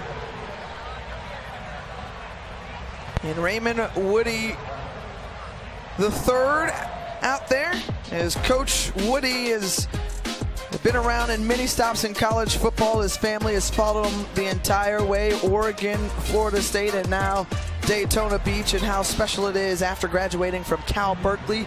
Raymond Woody III gets to play his final year of college football with his father as the head coach. Great leader and captain on this team for the Wildcats. Here's Kelvin Dean on the first down carry, and Kelvin Dean to the outside, got one man to beat, steps out of bounds as he's pushed out by Andrew Vollmer. This team gives up 240 yards on the ground, and you're starting to see it, just poor angles. They force Dean back into the inside, but nobody there to solidify and stop his momentum. And continuing to trudge ahead from Chipley, Florida. He played his high school football in Tallahassee, now 2nd and goal. And they're changing packages here as Daniel Richardson signaling. Yeah, and when a quarterback gets hyped up like that, he saw something. Normally it involves him, the quarterback. So don't be surprised if Richardson calls his own number in some way, shape, or form. Quickly out, it's Richardson under center from the Bethune-Cookman 2. The handoff, and untouched is Franklin. He's rewarded after an outstanding game so far, and the score for Florida A&M. Second rushing touchdown of this game for Thad Franklin Jr. Florida A&M with an opportunity to tie it up at 24 apiece. I mean, easy. They were looking for people to hit. White jerseys, double teaming on the dark jerseys. Great response by Florida A&M in their first offensive possession of the second half.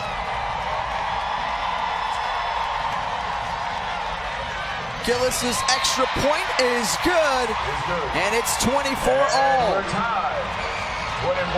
So tie ball game, as now Rattler Nation has something to cheer about. Marching 100 playing on. Is your car's plastic trim faded and milky? Don't. Huge in-state rivalry dating back to 1925 between Florida A&M and Bethune-Cookman. Rattlers just coming off the score to tie it up as the up man fair catches it.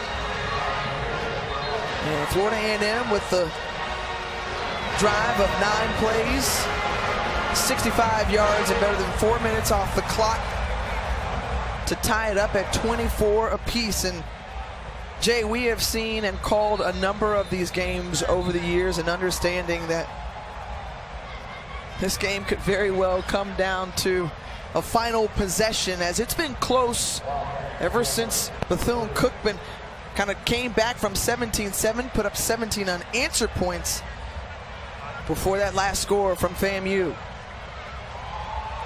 The Wildcat offense starts again with Dennis Palmer. And you can't say enough about Palmer. He's brought down by Deco Wilson, gain of 7. And they said on the call this week, hey, we want to get the ball to 34 as much as we can. The special freshman is showing he's got a knack for finding the crease, and really give credit to the offensive coordinator, Joe Gerbino, coming up with some creative ways to get him the ball where he's not running up against a brick wall, finding some angles and some creases in this Florida A&M defense. It's DJ McCarthy looking on, special teams coordinator, and now on 3rd and 3. And the tackle made, but the catch is in front of the sticks. And the receiver slow to get up. Bethune-Cookman. Timeout on the field for a player injury. And I believe that's Malik Huggins. So Coach Colsey coming over to look as they're right in front of the Florida A&M sideline. The Bethune-Cookman athletic training staff making sure he's okay. We'll step aside here with 6:56 remaining in the third. In power to the Bethune-Cookman sideline. Remember, he's got a couple of touchdowns for the Wildcats here. Integral part of that offense so far today. And how about the wave here at Camping World Stadium? Great crowd on here, Jay, too. Absolutely. Tie ball game, so the game is still up in limbo. Fans want to sit here and support, and that 12th man in the stadium could prove important in the later part of this game. So 1st and 10 for the Wildcats from their own 41-yard line.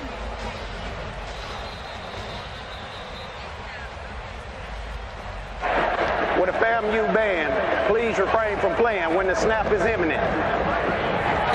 FAMU band, please refrain from playing.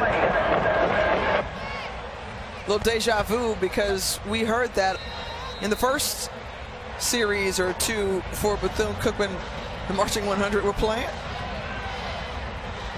And they continue, by the way, as the crescendos as Dennis Palmer on the carry. Like, drum lines I always thought were good. I always thought you get away with a little drum line, a little beat to keep it going. They got the drums going. Now those horns, that's the difference. I think FAMU was thinking like, hey, the band's not playing, the drum line's playing. Good point. Good point, Jay. Palmer again, ball on the ground and coming up with it as Ransom falls on top. And you'll see here just a little indecisive whether or not to hand the ball off or not. You almost saw the freshman saying, hey, I don't want that. Davion Westmoreland, number 17, is ready to blow me up. I know you're not going to give it to me.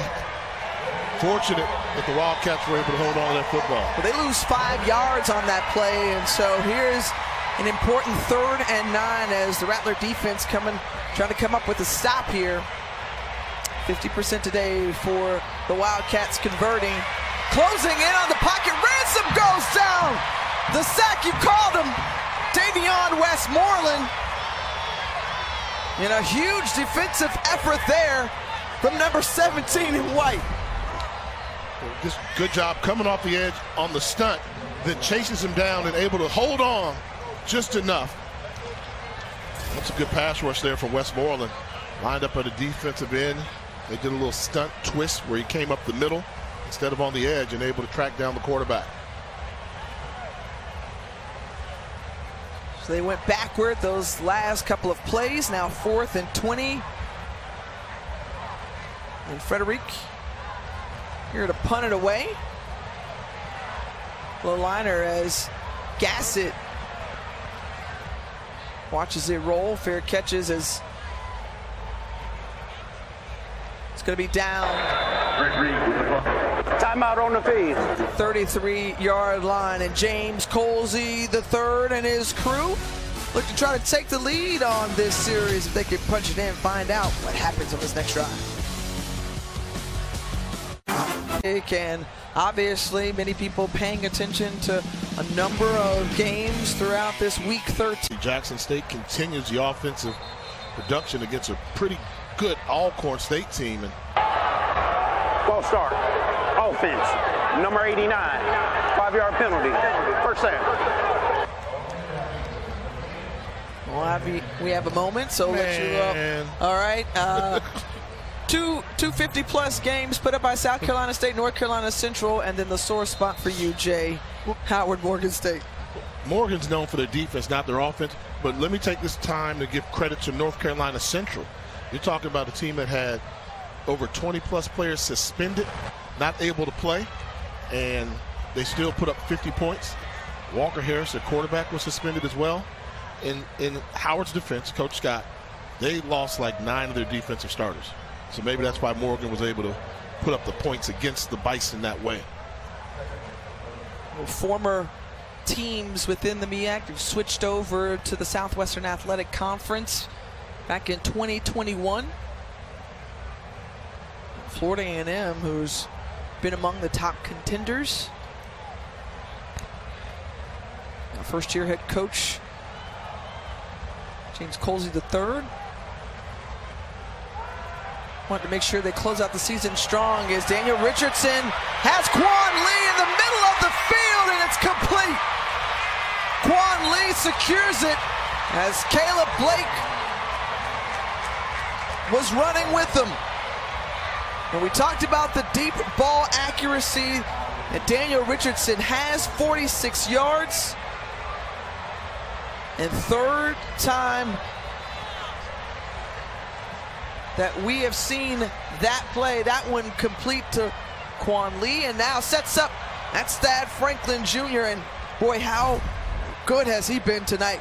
And the kids, watch the wide receiver not have to break stride, but actually accelerate. As he started to decelerate to locate the ball, realized this is right on the money, and he had to re-accelerate to make that catch. The patience of Franklin, and he's wrapped up a number of black Wildcat jerseys. Greet him. So now 3rd down, 4 to go. Listen, if I'm Bethune-Cookman, the one thing we haven't seen them do is bring pressure. 3rd and 3, put your cornerbacks on the island. They've got to win the one-on-one matchup. Try and get a negative play here against Florida A&M. Try and hold the Rattlers to just a field goal try.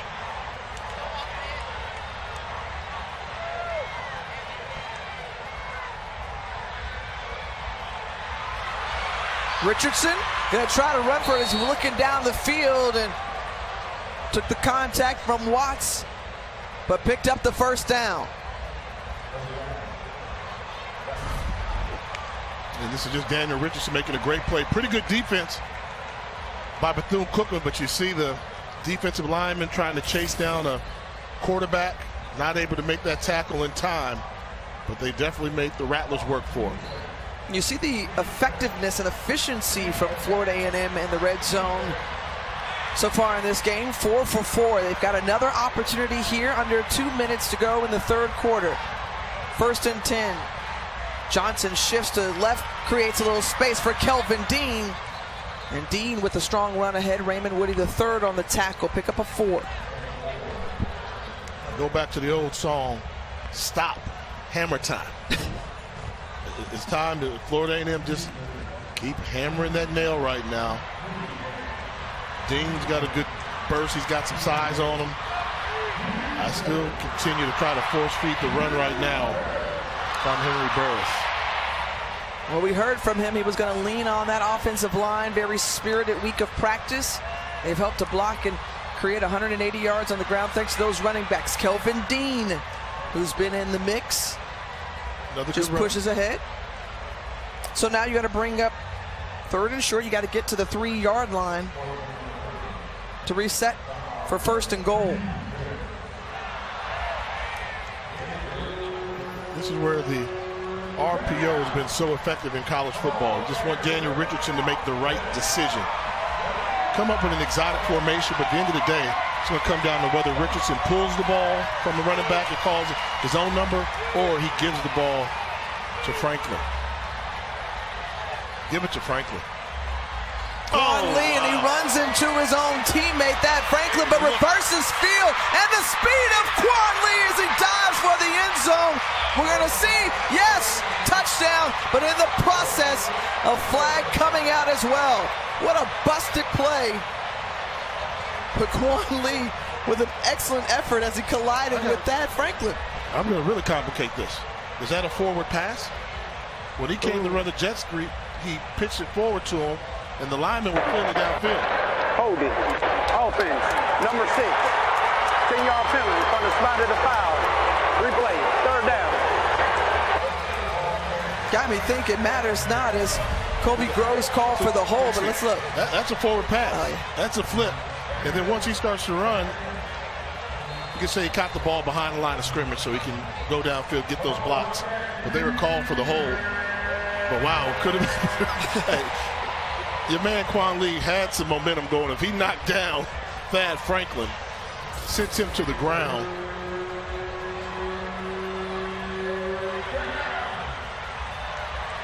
Third and a dozen here. Now from the 14.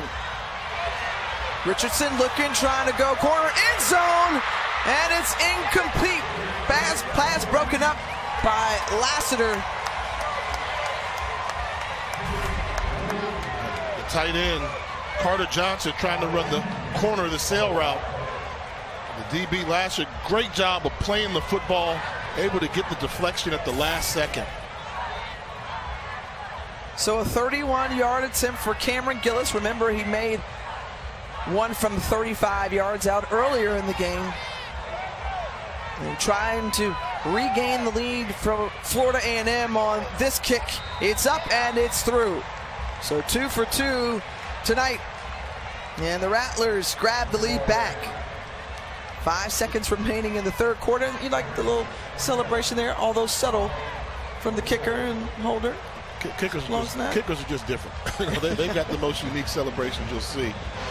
But good for Florida A&M to get that lead. However, have to be disappointed only up by 3 when they had a touchdown taken off the board.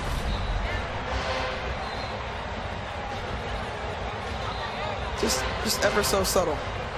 Long snapper, Baylor Payne. And Doc Gamble, the special teams coordinator. Meanwhile, the 100 in action.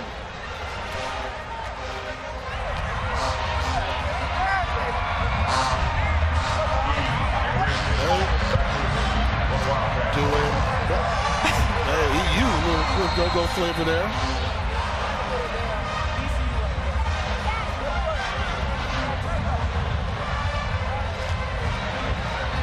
Certain songs I think are like regional.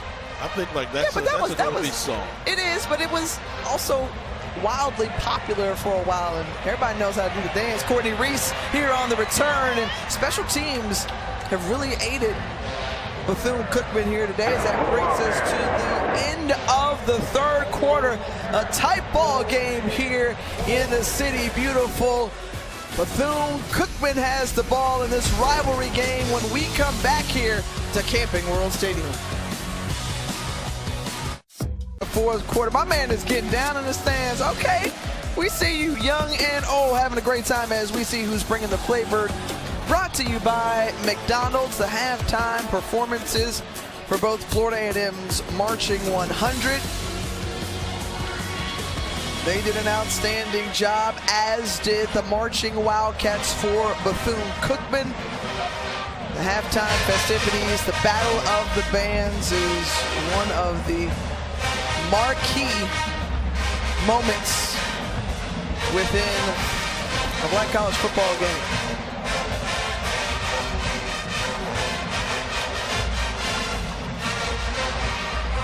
I just say, so Jay, the band move as much as Bethune-Cookman during the game from their seats. Well, here's the deal. Like you were just talking about the song that was being played by Florida A&M. That's the challenge in the stands, that the then opposing band has to play it, and they like to think that they play it better. And it continues not only through 4 quarters, but then the 5th quarter after the ball game, as Dennis Palmer on the carry and a number of Rattlers there to bring them down, including Chance Coleman, Deco Wilson, and company. So that's part of it, right? Like this is an ongoing thing. There's the pregame, yep, the battle in the stands, halftime, and then the 5th quarter. And then who wins the football game? That too. I mean, yeah, that's a part of it. I mean, it's Chance Coleman, who's the injured player now.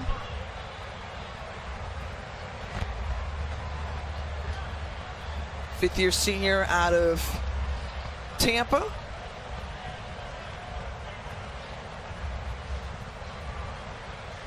And getting that right leg looked at.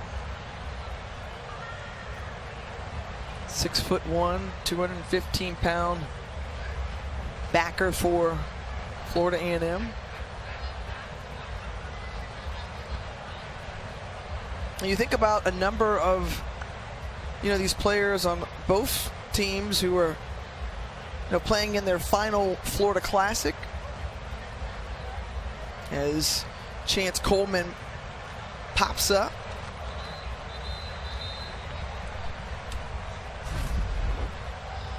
Chasing down the running back on the edge, and that was a collision. Took on some friendly fire there from Deco Wilson, number 11, the free safety. Aggressive defense, swarming to the football around the ball carrier, and sometimes unfortunate plays like that happen. So now 2nd and 11 for Bethune-Cookman from their 39. And the lefty, Ransom, looking to go downfield, has a man in stride, but there were a number of white jerseys around as Amari Stewart was the target. Do you like that call there on 2nd and 11? No, I want you to give me more options. That was a 3-person route. They only had 3 people running downfield. Florida A&M had 7 guys in coverage. 3 on 7. Hard to find somebody that's open. Very fortunate that ball wasn't intercepted. You know, and as you start to trust your quarterback more, you leave him outlets, places to go with the football when you can't go downfield. Level throws, high, low.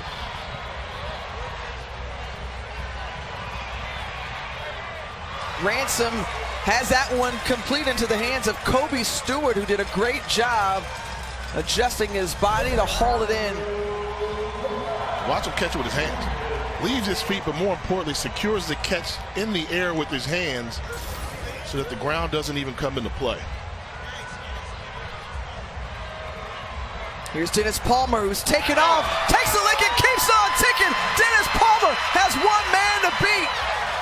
And he's brought down by Corey Collier Jr. A flag came out on the play.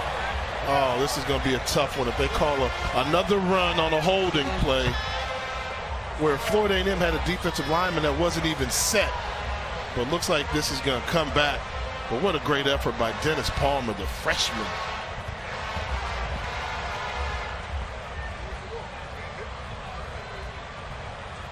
A 41-yard gain on the play, and a lot of discussion after it. We'll hear from Charles Green.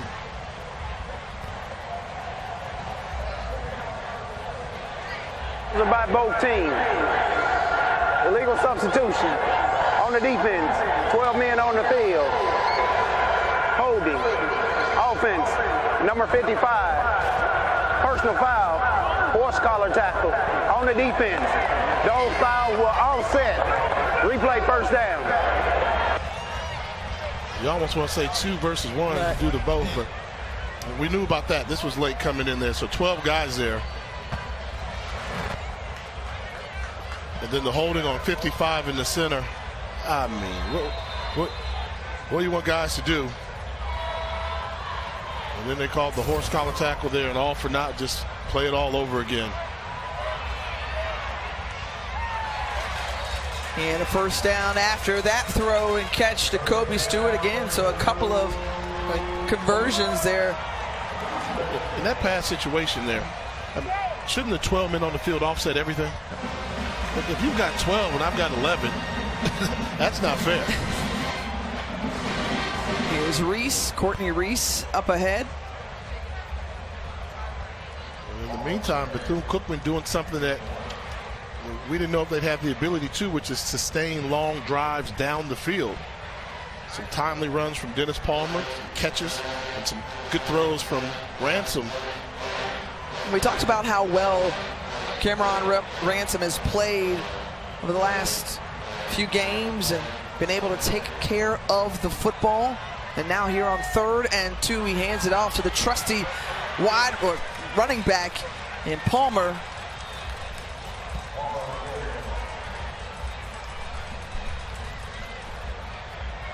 It was actually 2nd and 8, so now it's going to bring up 3rd down here.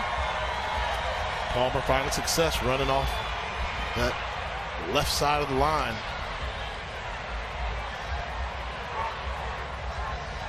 I think you go back to him.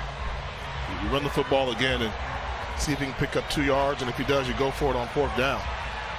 Ransom gets it out quickly, and the pass complete, or incomplete rather. They're calling it incomplete as the ruling on the field. It's an incomplete pass. 4th down. Not an accurately thrown ball. Catch, but not enough there to overturn it, if they were to look at it. I mean, good job holding on to it with his hands. Ball really doesn't move, but I don't think there's going to be enough there where they're going to challenge it to say this was a catch. Crucial point of the game. Bethune-Cookman's got to make a decision. Looks like they're taking their time. Probably going to have to call a timeout. I mean, what do you see, Tip? I see the catch. I agree. You got control of it. But yeah, no. You see the movement there as it's the ground, and so Woody's going to spin a timeout. Timeout. Bethune-Cookman. That's their first charge timeout of the half. So they'll review it up there in the booth and see if it was a catch or no catch. To call on the field is an incompletion. We'll find out what they decide when we come back. by McDonald's. Great ball game here for the Florida Classic. And right now, the last play under review was an incompletion on the field. Jay, we had a chance to look it over a couple times, and I don't know, you think different. Yeah, the ball's moving. The more I look at it, he caught the ball with his hands, and then his knee was down. So once in college football, once your knee is down, then you're considered the play is over, whistle. But is there enough to overturn it? Probably not, but I think that's a tough break they caught because he didn't leave his feet. He went down, made the catch, knee hit the ground, then the ball hit the ground and moved around a little bit. Tough break for the Wildcats. So the ruling stands, or is confirmed, and now a 47-yard attempt here for Cade Hector to try to tie up the ball game. The kick is up, and it is no good. So it had the distance, just didn't make it through the uprights. And an empty possession there for Bethune-Cookman. We talked about how this game is going to come down to the wire. That close. It's so close, game of inches indeed. And he wanted it. Cade Hector knew he had the distance and just skirted left.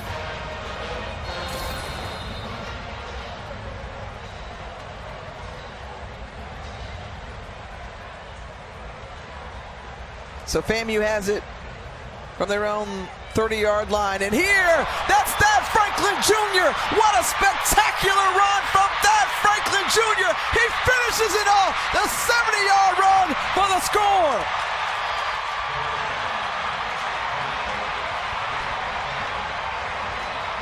He's showing out in front of his Winter Park fam. He's from nearby.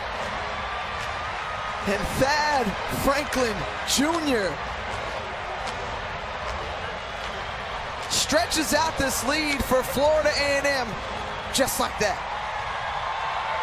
Did you see the gear? I mean, he got that thing in the overdrive.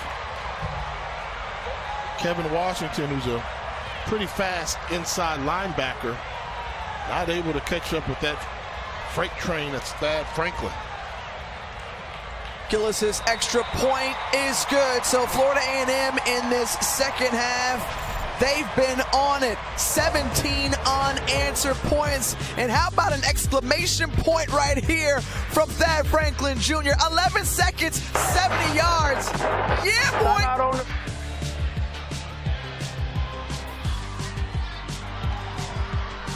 It's here. Wendy's new salted caramel frosty. Rich, sweet, salted caramel? Caramel. Whatever. Presented by McDonald's.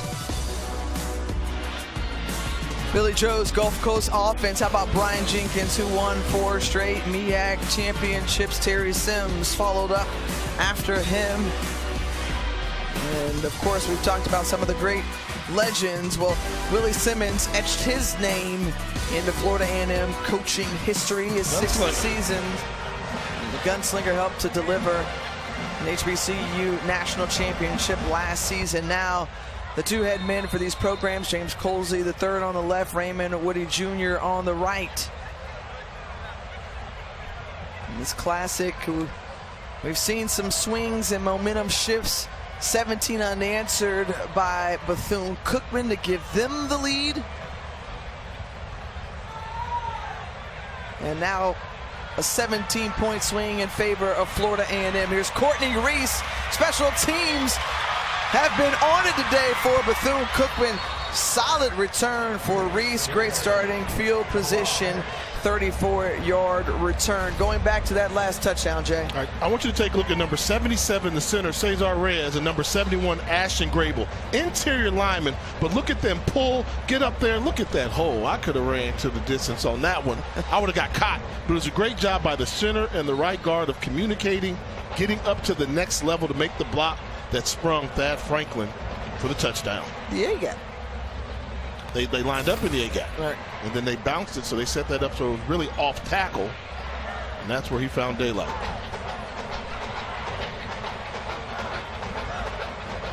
Look at that, the first 100-yard rushing game of the season for Thad Franklin Jr., 183 overall, and some touchdowns to boot. But we have seen terrific running backs on both sides because Dennis Palmer has also been excellent.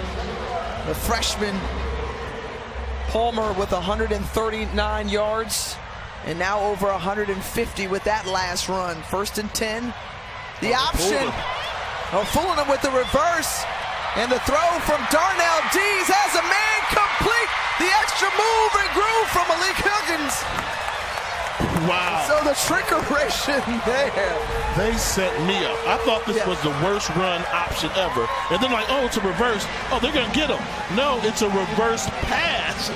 Good job coming back to get the ball, making a play, and almost get into the end zone. Huge play for the Wildcats. Well, Huggins, who has been all over the field tonight, he's been outstanding. Couple of touchdowns in the return game as well. 3 catches, 97 yards for Huggins. Sideline interference on Florida A&M. Half the distance from the end of the run. First down. That's a big penalty indeed. Because Bethune-Cookman was looking at the worst type of 1st and goal you can have. 1st and goal from the 10. Now it's 1st and goal from the 5 with those 5 yards.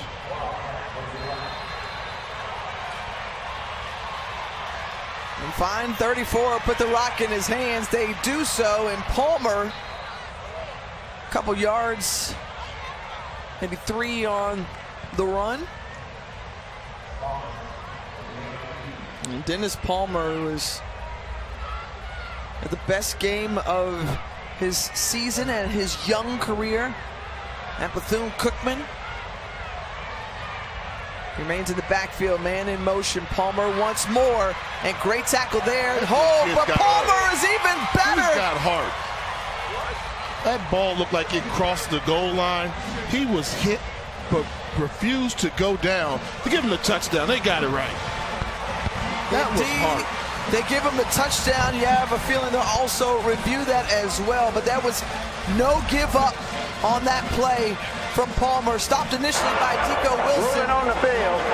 That the runner will stop short of the goal line. 3rd down. Now they're changing it so you have somebody give the touchdown signal. And now they're saying no. I mean, that's a touchdown. I don't think so, Jay. I think he was down just before. Sorry, no. You leave yourself open. No. You with the FAMU. You don't I'm fine, but I can call the game impartially, and I can also say that. Are you seeing the knee down? No knee down. Right there. Where's the ball? We saw an angle where the ball had crossed. Another tough break for Bethune-Cookman. Hopefully it won't matter if you're a Bethune-Cookman fan. Well, with the way that Dennis Palmer just ran the football, I would assume that they go right back to him. And right there, Nayron Jenkins trying to hold him up, but not enough. They gave him a touchdown. They gave him a touchdown, but a flag as well.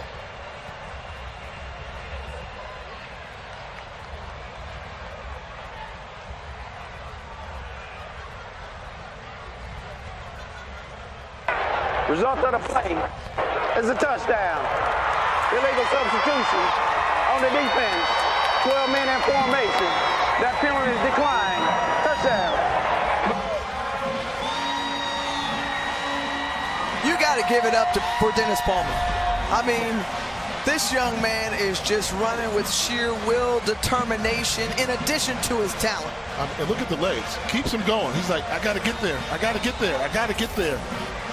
And I haven't used that word heart in a long time, but he run like he got heart, as we would say on the West Coast. Like he got heart. And it showed here tonight. Well, that heart from Dennis Palmer paying off. 30 carries tonight, 156 yards and 2 touchdowns for Dennis Palmer. cue up the marching 100s, marching Wildcats. Get it right. You know better than that. By 30. Absolutely. 4:31 in the Florida Classic. Jay Walker, Tiffany Green back here with you. And folks, if you're just tuning in, boy, you're not going to see much better than Thad Franklin Jr. and Dennis Palmer. The job that both of these running backs have done today. Franklin with 3 touchdowns. Both of these guys entered today with a total of 3 touchdowns. Franklin on the left has 3. Palmer just punched it in for his second rushing score of the day. And they've been outstanding in helping to carry their teams. And if you'd have told both coaches that their running backs were going to have those type of numbers, they would have said we're going to win the football game. I mean, career days for both of them, explosive plays, but yet this game is very much in doubt.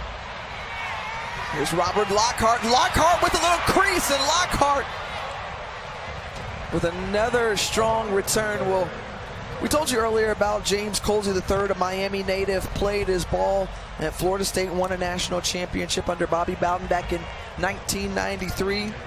But also his father, James Colsey Jr., well-known and well-respected administrator around the high school ranks. His grandfather, Jim Fireball Colsey, Negro League pitcher and World War II veteran. Yeah, Fireball. That's a Negro League nickname right there. Indeed. Fireball. That one batted him down and intercepted. So first interception of the game for Bethune-Cookman. And Antoine Watts comes up with it, his second INT of the season. Well, I tell you, I think you got a little something going, a little rhythm. And the change of possession, that momentum shifted right there. I mean, elected not to run the ball on first down again, and just a fortunate break for Bethune-Cookman with the deflection and the interception. Well, Kevin Washington Jr. deflects it.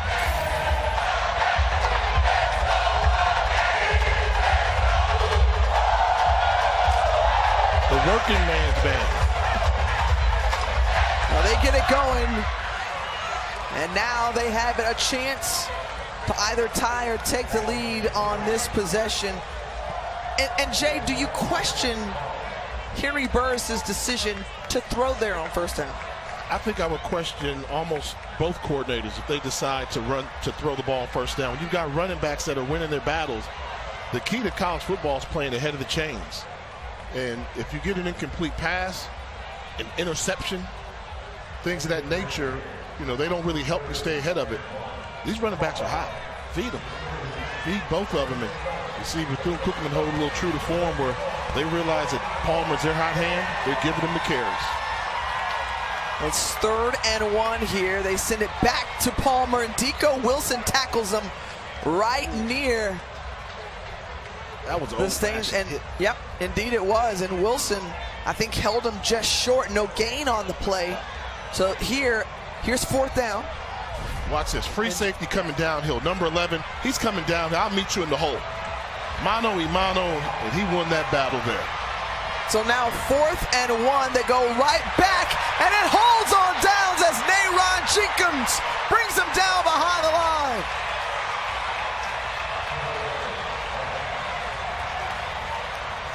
And the Dark Cloud defense coming up huge again. The junior out of Alachua, Florida, who's kind of been the mid to late season MVP for the Rattlers, comes up with a huge tackle for a loss. Yeah, shoots the gap on the inside, and I think it was a miscommunication. Normally take the most dangerous man, who would have been the guy closest to the ball carrier, but the tackle elects to go out on the defensive end, allows a linebacker to go unblocked to make a tackle for the Rattlers. Well, what a change of events in the last, 1 minute, Jay? We saw an interception, and then quickly there, back the other way. Florida A&M gets a stop on defense. So their offense now has it from the 37. Kelvin Dean, maybe a yard or so on the carry on first down. It brings up Second down. Well, we've seen Florida A&M win in different ways this season. They started off the year in the Cricket MEAC SWAC Challenge with the win over Norfolk State, and then they defeated the hottest team in HBCU football in South Carolina State. Been a roller coaster throughout, trying to snap a 2-game losing streak here. On 2nd and 8, it's Dean again, and not much room to run at all. No gain, so it's going to bring up 3rd and 8. But again, in talking with Coach Colsey, understanding the immediacy of winning, trying to right the ship and put the last 2 games and the last 2 weeks in the rearview mirror. They shook things up, the play callers, and now Henry Burris. He's going to count on Henry Burris to come up with something here on 3rd and 8 to try to capitalize off that turnover on downs.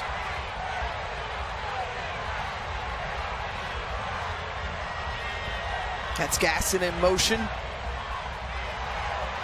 And Richardson looking his way. Pass is completing. Gasson picks up the first down. You know, going back to Colsey, you know, the thing I admire the most about him is you see Gasson just out and open. You got 3 jerseys coming. You got to get him. Number 1, you've got to take that angle where I'm going to make him cut back inside. Didn't do that and allowed Gasson to pick up the first down. But what I really like about Colsey, he's owned up to everything. You know, when he could have said, oh, we lost these players, you know, the coaching had to change.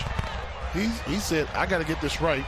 Our fans deserve this one, and I really have a lot of admiration for him and the way he's gone about doing it. So I 100% agree with you, because it's a challenging situation, challenging time. And, you know, he talked about just the standard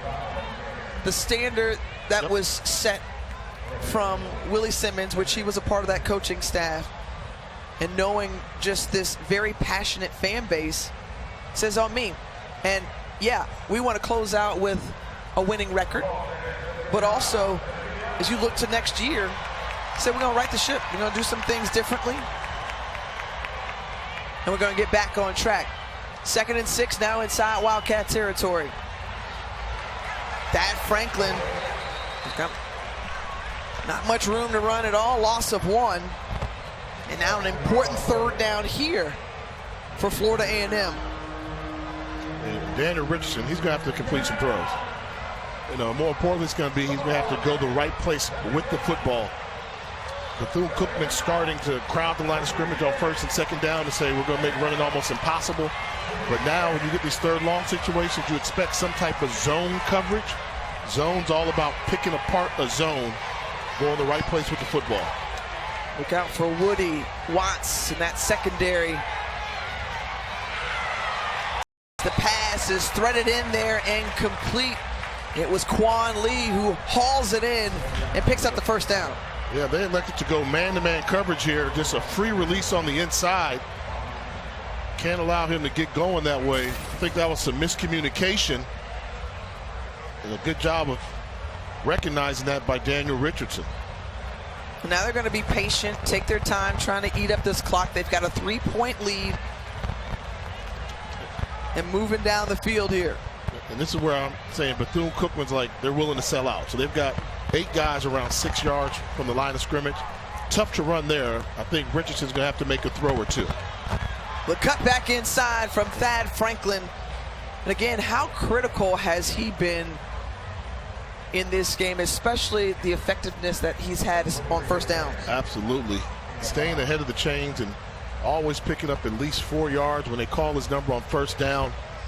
Really helps your play caller have a variety of choices he can use. I think that's been one of the keys for the Rattlers today.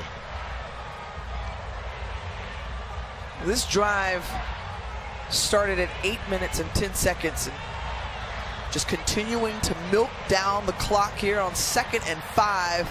And that's finding some space, and Kelvin Dean, who was grabbed by the jersey first by Watts. And about 4 other Wildcat defenders tried to drag him down and stop him. 24-yard run for Kelvin Dean, the flex afterward. And another look here. Yeah, they fell for the eye candy. So Florida A&M flex 3 wide receivers out to the left. Just to give you something to think about, Bethune-Cookman was adjusting, and they only had 5 men in the box. With 5 men in the box with the team that's trying to run out the clock, I think they're going to call that some type of mistake there. Can't happen. Another red zone opportunity for Florida A&M as they're going to take their time. 5 for 5 today, so likely run it. And if Bethune-Cookman doesn't spend a timeout, they've got the 2-minute timeout to work with as well. Instead, Kelvin Dean lunges in for the score. Tell them they got to get off you, man.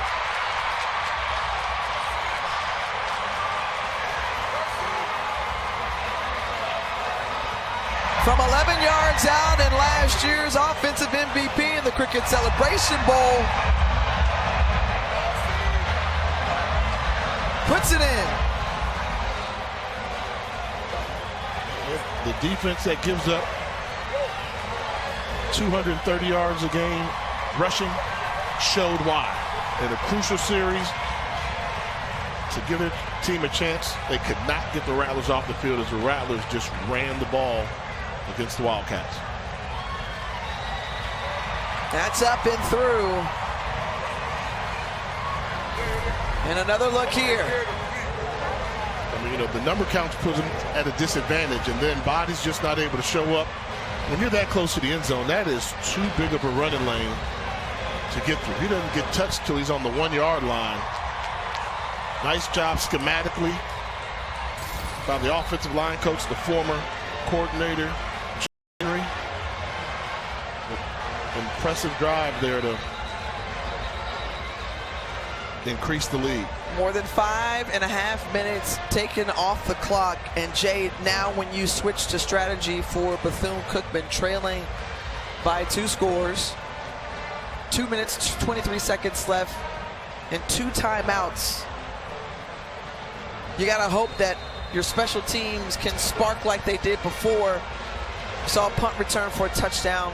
Can they get a kickoff return for a touchdown or into Rattler territory? Exactly my thoughts. And they've been very aggressive with their kick returns. Florida A&M kicker cannot kick it deep enough to get into the end zone, so they've been able to set up returns. FAMU said we'll settle with a pooch kick because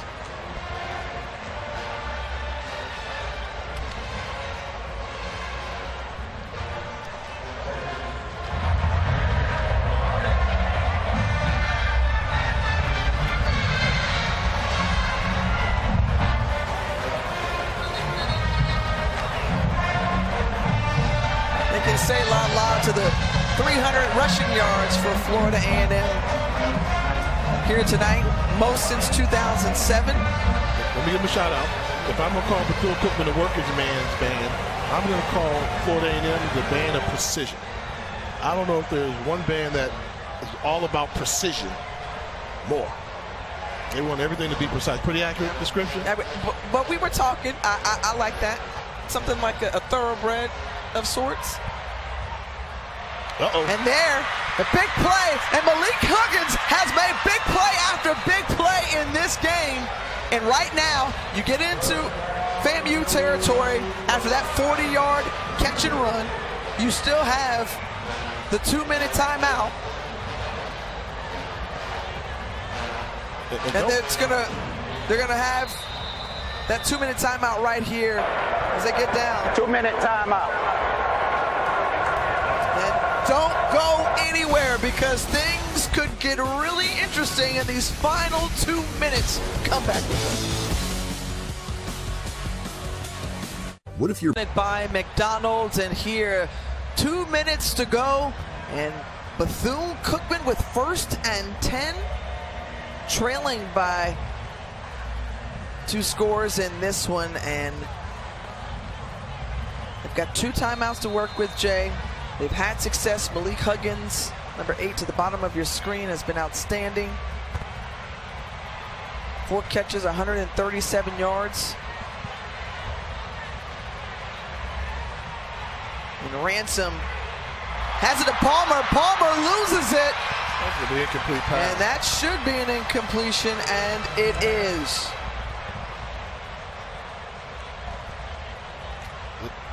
Tried a specialty play there, trying to sneak. Ruling on the field is an incomplete pass. Second down. Good job putting the helmet on the ball by Nayron Jenkins, number 45. That's how you play the position. Ball comes out and almost an interception, almost a fumble.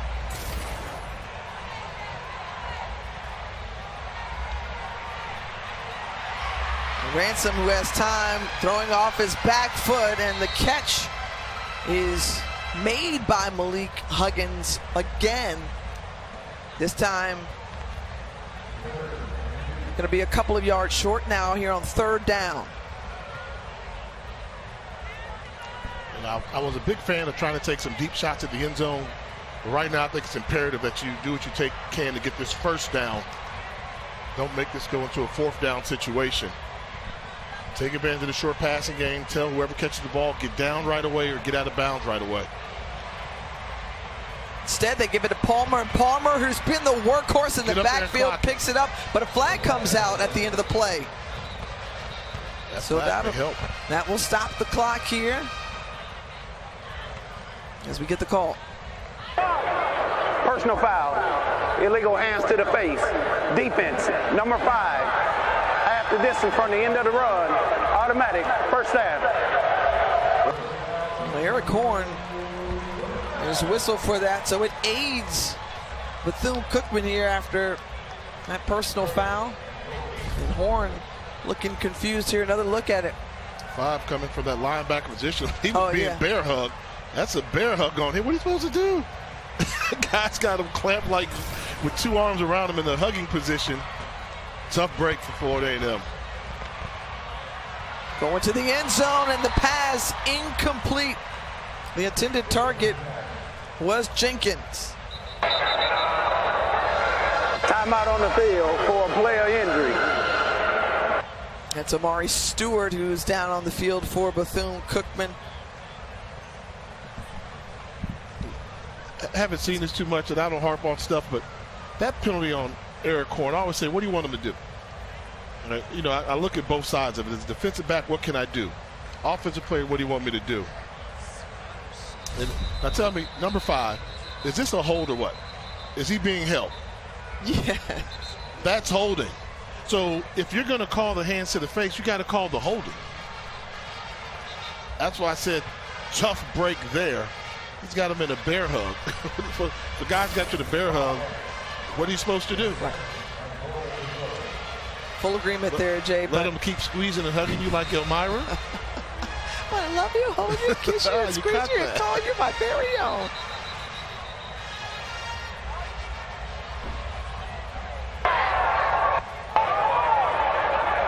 With a ban for fans, please refrain from playing when the snap is imminent.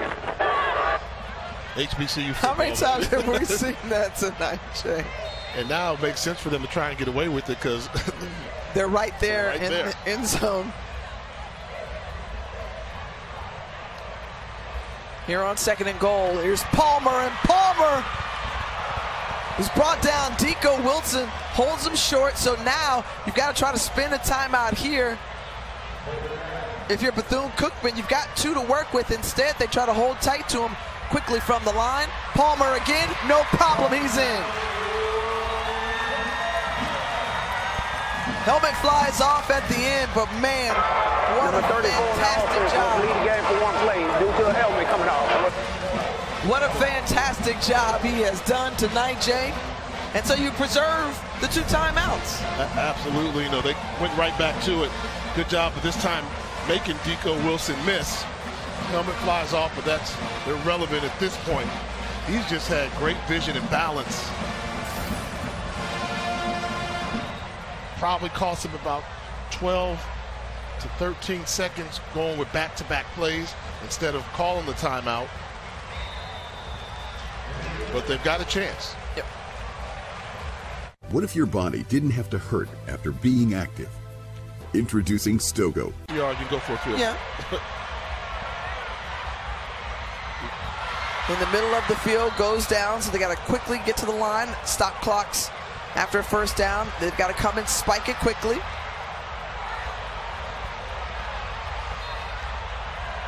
And they do so. So 2 ticks maybe off the clock. It says down to 10, but I didn't even see the referee wind his clock. They moved him in there late for a substitution so they could set it.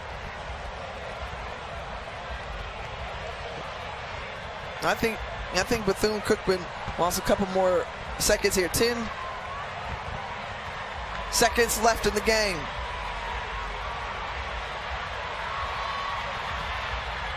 And going to the sideline, pass complete to Huggins. Huggins, who has had an outstanding night himself.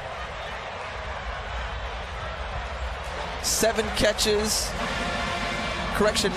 177 yards.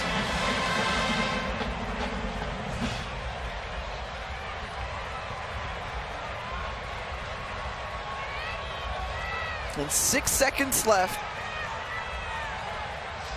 And Jay, at this point, if you can get that same release that you just got on the previous play, you take it again. Too far away for a Hail Mary. I don't know if Ransom has the arm strength. Now you got this is it. Last play. Hail Mary, it's put up in the air, batted down, and Florida A&M holds on to it. The Rattlers survive the Classic, winning 4 in a row, and they strike down their in-state rival Bethune-Cookman with a 41-38 victory here in Orlando. What a game by both teams, both fan bases, both bands. The Florida weather showed up nice. And Coach Colsey, family, congratulations, you won your first Florida Classic. That'll keep you around. That'll keep you around. And he's able to notch it 4 straight now for the Rattlers as the two coaches chatted up after the game, the handshake, and James Colsey III talked about how this group knew what was at stake, motivated, understanding that the last 2 weeks weren't representative of them. You see the embrace there of Kendall Bowler, the NFL prospect we featured in the Open. The guys he's coached throughout, and boy, a sigh of relief not only from Colsey but all of Rattler Nation after they hang on. I mean, with a season like they've had, you know, you probably think some of the Rattler fans would have said, oh, I'm not surprised if we lost the Classic, but a good job by them bouncing back after having their home winning streak snapped by Mississippi Valley. Coach Colsey got them on the right track, and I tell you, Bethune-Cookman's not far off. They're not far off. They can compete. Competitive team. Still got some work to do.